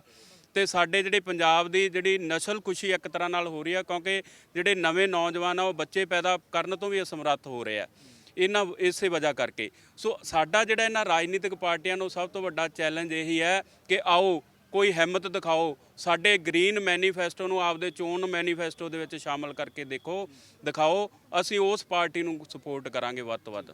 ਬਾਕੀ ਪਾਰਟੀਆਂ ਤਾਂ ਗਈਆਂ, ਆਮ ਆਦਮੀ ਪਾਰਟੀ ਦੇ ਸੰਘਾ ਸਾਹਿਬ ਹੈਗੇ, ਸੰਘਾ ਸਾਹਿਬ ਕਹਿ ਠੀਕ ਰਹੇ ਨੇ ਬਿਲਕੁਲ, ਇਹ ਹੋਣਾ ਚਾਹੀਦਾ, ਪ੍ਰਾਇੋਰਟੀ ਹੋਣੀ ਚਾਹੀਦੀ ਹੈ ਕੁਦਰਤੀ ਸੋਮੇ। ਕੀ ਆਮ ਆਦਮੀ ਪਾਰਟੀ ਕੰਸੀਡਰ ਕਰ ਸਕਦੀ ਹੈ? ਬਿਲਕੁਲ ਸਹੀ ਗੱਲ ਹੈ ਇਹਨਾਂ ਦੀ। ਜਿਹੜਾ ਮੈਂ ਪਹਿਲਾਂ ਵੀ ਗੱਲ ਕੀਤੀ, ਨੈਚੁਰਲ ਰਿਸੋਰਸਸ ਨੂੰ ਬਚਾਉਣਾ ਬਹੁਤ ਜ਼ਰੂਰੀ ਹੈ। ਦੇਖੋ ਹਾਲਾਤ ਕੀ ਹੈ, ਜਿਹੜੀਆਂ ਮਤਲਬ ਕਿ ਕੰਡੀਸ਼ਨਸ ਹੁੰਦੀਆਂ ਉਹਨਾਂ ਨੂੰ ਐਗਜ਼ੀਕਿਊਟ ਨਹੀਂ ਕੀਤਾ ਜਾਂਦਾ। ਮੈਂ ਤੁਹਾਨੂੰ ਉਦਾਹਰਨ ਦੇ ਦਿੰਦਾ, ਲੁਧਿਆਣਾ ਤੋਂ ਮੋਗਾ ਜਿਹੜੀ ਇੱਕ 4 ਲੇਨ ਬਣਨੀ ਸੀਗੀ, ਇਹ 78 ਕਿਲੋਮੀਟਰ ਦਾ ਸਪੈਨ ਸੀਗਾ ਟੋਟਲ, ਠੀਕ ਹੈ ਜੀ। ਇਹਦੇ ਵਿੱਚ 44,000 ਦਰਖਤ ਕੱਟਿਆ ਗਿਆ, ਮੇਰੇ ਕੋਲੇ ਆਰਟੀਆਈ ਪਈ ਹੈ, 44,000 ਦਰਖਤ ਕੱਟਿਆ ਗਿਆ। ਪਰ ਆਪਣੇ ਲਾਅ ਦੇ ਵਿੱਚ ਹੈ ਕਿ ਜਿੱਥੇ ਇੱਕ ਪੱਟਣਾ 4 ਲਾਉਣੇ ਆ। ਸੋ ਬੜੀ ਹੀ ਸਰਕਾਰਾਂ ਵੀ ਜ਼ਿੰਮੇਵਾਰੀ ਤੋਂ ਭੱਜਦੀਆਂ, ਸਰਕਾਰਾਂ ਦੀ ਜ਼ਿੰਮੇਵਾਰੀ ਤੋਂ ਜਦੋਂ ਭੱਜਦੀਆਂ ਤਾਂ ਸਮਾਜ ਸੇਵੀ ਸੰਸਥਾਵਾਂ ਨੇ ਚੱਕੀ ਹੈ। ਪਰ ਅਸੀਂ ਦੇਖੋ ਕੋਸ਼ਿਸ਼ ਕਰ ਰਹੇ ਹੈਗੇ ਆ, ਸਾਡੀ ਤਾਂ ਜਿਹੜੀ ਸਰਕਾਰ ਆ ਦਿੱਲੀ 'ਚ ਬਣੀ ਹੈ, ਚਾਹੇ ਅੱਜ 에ਅਰ ਪਿਊਰੀਫਾਇਰ ਦੀ ਕੋਸ਼ਿਸ਼ ਕੀਤੀ ਜਾ ਰਹੀ ਹੈ, ਕਿਉਂਕਿ ਦਿੱਲੀ ਦੇ ਵਿੱਚ ਜਿਹੜਾ ਪੋਲੂਸ਼ਨ ਆ ਹੋਰ ਤਰ੍ਹਾਂ ਦਾ, ਪੰਜਾਬ ਦਾ ਪੋਲੂਸ਼ਨ ਹੋਰ ਤਰ੍ਹਾਂ ਦਾ ਹੈਗਾ, ਉੱਥੇ ਫੈਕਟਰੀਆਂ ਦਾ ਵੀ ਹੈ, ਗੱਡੀਆਂ ਦਾ ਵੀ ਹੈ, ਹੋਰ ਤਰ੍ਹਾਂ ਦਾ ਹੈਗਾ। ਸੋ ਦਿੱਲੀ ਦੇ ਵਿੱਚ ਕੋਸ਼ਿਸ਼ ਕੀਤੀ ਜਾ ਰਹੀ ਹੈ ਬਿਲਕੁਲ। ਔਰ ਮੈਂ ਤੁਹਾਡੇ ਚੈਨਲ ਦੇ ਵਿੱਚ ਮੈਂ ਮਾਫੀ ਵੀ ਮੰਗਦਾ ਕਿ ਸ਼ਾਇਦ ਜੇ ਇਹਨਾਂ ਦਾ ਕੋਈ ਗ੍ਰੀਨ ਮੈਨੀਫੈਸਟੋ ਦਾ ਕੋਈ ਪ੍ਰੋਗਰਾਮ ਹੋਇਆ ਸੀ ਤਾਂ ਮੈਂ ਸਾਨੂੰ ਕਿਤੇ ਪਤਾ ਨਹੀਂ ਲੱਗਿਆ, ਜਾਂ ਸਾਡੀ ਪਾਰਟੀ ਜ਼ਰੂਰ ਇਹਨੂੰ ਟੌਪ ਪ੍ਰਾਇੋਰਟੀ 'ਤੇ ਰੱਖਦੀ ਹੈ। ਪਰ ਮੈਂ ਹੁਣ ਵੀ ਕਹਿੰਦਾ ਜਿਹੜਾ ਤੁਹਾਡਾ ਮੈਨੀਫੈਸਟੋ ਹੈਗਾ ਤੇ ਤੁਸੀਂ ਜੇ ਮੋਗੇ ਲੈਵਲ 'ਤੇ ਸਮਝਦੇ ਤਾਂ ਮੈਨੂੰ ਦਿਓ, being a leader of opposition advisor ਮੈਂ ਉਹਨਾਂ ਤੱਕ ਵੀ ਪਹੁੰਚਦਾ ਕਰਾਂ ਔਰ ਸਾਡੇ ਪਾਰਟੀ ਪ੍ਰਧਾਨ ਭਗਵੰਤ ਮਾਨ ਤੱਕ ਵੀ ਪਹੁੰਚਦਾ ਕਰੂੰਗਾ। ਲੂੰਬਾ ਜੀ ਬਿਲਕੁਲ ਠੀਕ ਕਹਿ ਰਹੇ ਨੇ। ਹਾਂਜੀ ਬਿਲਕੁਲ। ਅਸੀਂ ਉੱਥੇ ਜਿਹੜਾ ਲੁਧਿਆਣਾ ਕਨਵੈਨਸ਼ਨ ਕੀਤੀ ਹੈ, ਸੰਤ ਬਲਵੀਰ ਸਿੰਘ ਸੀਚੇਵਾਲ ਜੀ ਨੇ ਭਗਵੰਤ ਮਾਨ ਜੀ ਨੂੰ, ਸੁਖਬੀਰ ਬਾਦਲ ਜੀ ਨੂੰ, ਆਪਣਾ ਮੁੱਖ ਮੰਤਰੀ ਚੰਨੀ ਸਾਹਿਬ, ਨਵਜੋਤ ਸਿੱਧੂ, ਜਾਣੀ ਸਾਰੀਆਂ ਪਾਰਟੀਆਂ ਦੇ ਹੈੱਡਕੁਆਟਰਸ ਨੂੰ ਅਸੀਂ ਈਮੇਲਸ ਕੀਤੀਆਂ ਸੀਗੀਆਂ ਤੇ ਉੱਥੇ ਸਾਨੂੰ ਇਸ ਗੱਲੋਂ ਬਹੁਤ ਵੱਡੀ ਨਿਰਾਸ਼ਾ ਹੋਈ ਸੀ। ਪਰ ਉਸ ਤੋਂ ਬਾਅਦ ਹੁਣ ਅਸੀਂ ਜ਼ਿਲ੍ਹਿਆਂ ਤੇ ਕਨਵੈਨਸ਼ਨਾਂ ਦਾ ਮੁੱਦਾ ਸ਼ੁਰੂ ਕੀਤਾ ਤਾਂ ਪਾਰਟੀਆਂ ਦਾ ਕੁਝ ਸਾਡੇ ਵੱਲ ਕਹਿ ਲਓ ਰੁਝਾਨ ਹੋਇਆ। ਅੱਜ ਕੋਟਕਪੂਰੇ ਦੇ ਵਿੱਚ ਸਾਡੀ ਕਨਵੈਨਸ਼ਨ ਚੱਲ ਰਹੀ ਹੈ, ਉੱਥੇ ਤਕਰੀਬਨ ਸਾਰੀਆਂ ਰਾਜਨੀਤਿਕ ਪਾਰਟੀਆਂ ਪਹੁੰਚੀਆਂ ਔਰ ਅਸੀਂ 12 ਜਨਵਰੀ ਨੂੰ ਸ਼ਾਇਦ ਅੱਜ ਡੇਟ ਫਾਈਨਲ ਹੋ ਜਾਏਗੀ, ਅਸੀਂ ਮੋਗੇ ਦੇ ਵਿੱਚ ਵੀ ਇਹ ਕਨਵੈਨਸ਼ਨ ਕਰਨ ਜਾ ਰਹੇ ਹਾਂ ਔਰ ਸਾਰੀਆਂ ਰਾਜਨੀਤਿਕ ਪਾਰਟੀਆਂ ਨੂੰ ਅੱਜ ਅਸੀਂ ਨਿੱਜੀ ਤੌਰ ਤੇ ਮਿਲ ਕੇ ਵੀ ਕਵਾਂਗੇ ਔਰ ਅੱਜ ਤੁਹਾਡੇ ਚੈਨਲ ਦੇ ਰਾਹੀਂ ਵੀ ਕਹਿ ਰਹੇ ਹਾਂ ਕਿ ਵੀ ਉਸ ਕਨਵੈਨਸ਼ਨ ਦੇ ਵਿੱਚ ਆਓ, ਆਪਣਾ ਜਿਹੜਾ ਏਜੰਡਾ ਕਲੀਅਰ ਕਰੋ ਕਿ ਜਿਹੜਾ ਸਾਡਾ ਗ੍ਰੀਨ ਮੈਨੀਫੈਸਟੋ ਹੈ ਉਹਦੇ ਵਿੱਚ ਤੁਸੀਂ ਕੀ ਹੋਰ ਐਡ ਕਰਕੇ ਲੋਕਾਂ ਨੂੰ ਜਿਹੜਾ ਸ਼ੁੱਧ ਹਵਾ, ਪਾਣੀ ਤੇ ਜਿਹੜਾ ਧਰਤੀ ਜਿਹੜੀ ਹੈ, ਜਿਹਦਾ ਅਸੀਂ ਸਾਲ ਦੇ ਵਿੱਚ 2 ਵਾਰੀ ਸੇਵਾ ਮਚਾ ਰਹੇ ਹਾਂ, ਜਿਹੜੀ ਮਾਂ ਹੈ ਸਾਡੀ, ਉਹਦਾ 2 ਵਾਰੀ ਸੇਵਾ ਮਚਾ ਰਹੇ ਹਾਂ, ਵੀ ਇਹਨੂੰ ਰੋਕਣ ਲਈ ਤੁਹਾਡੇ ਕੋਲ ਕੀ ਪ੍ਰੋਗਰਾਮ ਹੈ, ਸਾਨੂੰ ਕਲੀਅਰ ਕਰੋ ਤਾਂ ਕਿ ਅਸੀਂ ਜਿਹੜਾ ਹੈਗਾ ਲੋਕਾਂ ਨੂੰ ਫਿਰ ਮੋਟੀਵੇਟ ਕਰੀਏ ਕਿ ਇਹ ਪਾਰਟੀ ਸਹੀ ਕਰਨ ਜਾ ਰਹੀ ਹੈ। ਬਹੁਤ ਧੰਨਵਾਦ ਜੀ ਤੁਹਾਡਾ ਸੰਘਾ ਸਾਹਿਬ ਜੀ, ਲੂੰਬਾ ਜੀ ਤੇ ਸਾਰੀਆਂ ਪਾਰਟੀਆਂ ਜਿਨ੍ਹਾਂ ਨੇ ਸਾਨੂੰ ਜੁਆਇਨ ਕੀਤਾ। ਔਰ ਦੇਖੋ 2022 ਦੀਆਂ ਵਿਧਾਨ ਸਭਾ ਚੋਣਾਂ ਜਿਹੜੀਆਂ ਨੇ ਉਹ ਮਾਇਨੇ ਬਹੁਤ ਰੱਖਦੀਆਂ, ਕਿਉਂਕਿ ਇਸ ਵਾਰ ਬਹੁਤ ਸਾਰੀਆਂ ਨਵੀਆਂ ਪਾਰਟੀਆਂ ਹੋਂਦ ਦੇ ਵਿੱਚ ਆਈਆਂ। ਔਰ ਇੱਕ ਗੱਲ ਨੋਟ ਕਰਨ ਵਾਲੀ ਹੈ ਕਿ ਚਾਹੇ ਕੋਈ ਪ੍ਰੈਸ਼ਰ ਗਰੁੱਪ ਕ੍ਰੀਏਟ ਕਰਦਾ ਹੈ, ਚਾਹੇ ਉਹ ਜੂਝਦਾ ਪੰਜਾਬ ਵਰਗਾ ਉਹ ਗਰੁੱਪ ਹੋਵੇ ਤੇ ਜਾਂ ਫਿਰ ਕੋਈ ਸਿਆਸੀ ਪਾਰਟੀ ਹੋਵੇ, ਗੱਲ ਸਾਰੇ ਪੰਜਾਬ ਦੀ ਕਰਦੇ ਨੇ, ਗੱਲ ਸਾਰੇ ਪੰਜਾਬ ਨੂੰ ਬਚਾਉਣ ਦੀ ਗੱਲ ਕਰਦੇ ਨੇ। ਪਰ ਪੰਜਾਬ ਨੂੰ ਬਚਾਉਣਾ ਕਿਤੋਂ ਆ ਇਹ ਕਿਸੇ ਨੇ ਨਹੀਂ ਦੱਸਿਆ ਅੱਜ ਤੱਕ। ਕੌਣ ਲੁੱਟ ਰਿਹਾ, ਕਿਤੋਂ ਬਚਾਉਣਾ ਹੈ ਔਰ ਉਹਨਾਂ ਦੇ ਕੋਲ ਕਿਸ ਤਰ੍ਹਾਂ ਦਾ ਅਗਲਾ ਜਿਹੜਾ ਹੈਗਾ ਏਜੰਡਾ ਹੈਗਾ ਉਹ ਵੀ ਲੋਕ ਸਮਝਣਾ ਚਾਹੁੰਦੇ। ਆਮ ਆਦਮੀ ਪਾਰਟੀ ਇਸ ਗੱਲ ਤੇ ਜ਼ੋਰ ਦਿੰਦੀ ਹੈ ਕਿ ਭ੍ਰਿਸ਼ਟਾਚਾਰ ਬਹੁਤ ਹੋ ਗਿਆ, ਭ੍ਰਿਸ਼ਟਾਚਾਰ ਨੂੰ ਖਤਮ ਕਰਕੇ ਅਸੀਂ ਲੋਕਾਂ ਨੂੰ ਵੱਧ ਤੋਂ ਵੱਧ ਸਹੂਲਤਾਂ ਦੇ ਸਕਦੇ ਹਾਂ। ਉਧਰ ਕਾਂਗਰਸ ਵੀ ਇਹ ਦਾਅਵੇ ਕਰਦੀ ਹੈ ਕਿ ਅਸੀਂ ਪੰਜਾਬ ਦੇ ਬਹੁਤ ਸਾਰੇ ਨੌਜਵਾਨਾਂ ਨੂੰ ਰੁਜ਼ਗਾਰ ਦੇਤਾ, ਬਹੁਤਿਆਂ ਨੂੰ ਦੇਵਾਂਗੇ। ਤੇ ਜਿਹੜਾ ਸੰਯੁਕਤ ਸਮਾਜ ਮੋਰਚਾ ਨਵਾਂ ਹੋਂਦ ਦੇ ਵਿੱਚ ਆਇਆ, ਉਹਨਾਂ ਦਾ ਮੰਨਣਾ ਹੈ ਕਿ ਕੋਈ ਵੀ ਪਾਰਟੀ ਠੀਕ ਕੰਮ ਨਹੀਂ ਕਰਦੀ, ਇਸ ਕਰਕੇ ਮਜਬੂਰੀ ਦੇ ਵਿੱਚ ਉਹਨਾਂ ਨੂੰ ਸਿਆਸਤ ਦੇ ਵਿੱਚ ਆਉਣਾ ਪਿਆ। ਹੁਣ ਇਹ ਤਾਂ ਭਵਿੱਖ ਦੇ ਗਰਭ ਦੇ ਵਿੱਚ ਹੈ ਕਿ ਕੌਣ ਪੰਜਾਬ ਦੇ ਵਿੱਚੋਂ ਜਿੱਤ ਕੇ ਆਪਣੇ ਵਿਧਾਨ ਸਭਾ ਦੇ ਵਿੱਚ ਜਾ ਕੇ ਲੋਕਾਂ ਦੀ ਨੁਮਾਇੰਦਗੀ ਕਰੂਗਾ, ਕਿਉਂਕਿ ਲੋਕ ਹਾਲੇ ਨਾਰਾਜ਼ ਨੇ। ਪਰ ਦੇਖਣਾ ਇਹ ਹੋਏਗਾ ਕਿ ਲੋਕ ਭਰੋਸਾ ਕਿਹੜੀ ਪਾਰਟੀ ਤੇ ਕਰਦੇ ਆ ਔਰ ਆਉਣ ਵਾਲੇ ਦਿਨਾਂ ਦੇ ਵਿੱਚ ਸਿਆਸੀ ਸਮੀਕਰਨ ਜਾਂਦੇ ਕਿਸ ਪਾਸੇ ਨੂੰ ਹੈ। ਆਪਣੇ ਸਹਿਯੋਗੀ ਪਰਮਿੰਦਰ ਸਿੰਘ ਨਾਲ ਮੈਂ ਰਵੀ ਸੰਗਰਾਹੁਰ ਦਾ ਅਨਮਿਊਟ ਮੋਗਾ।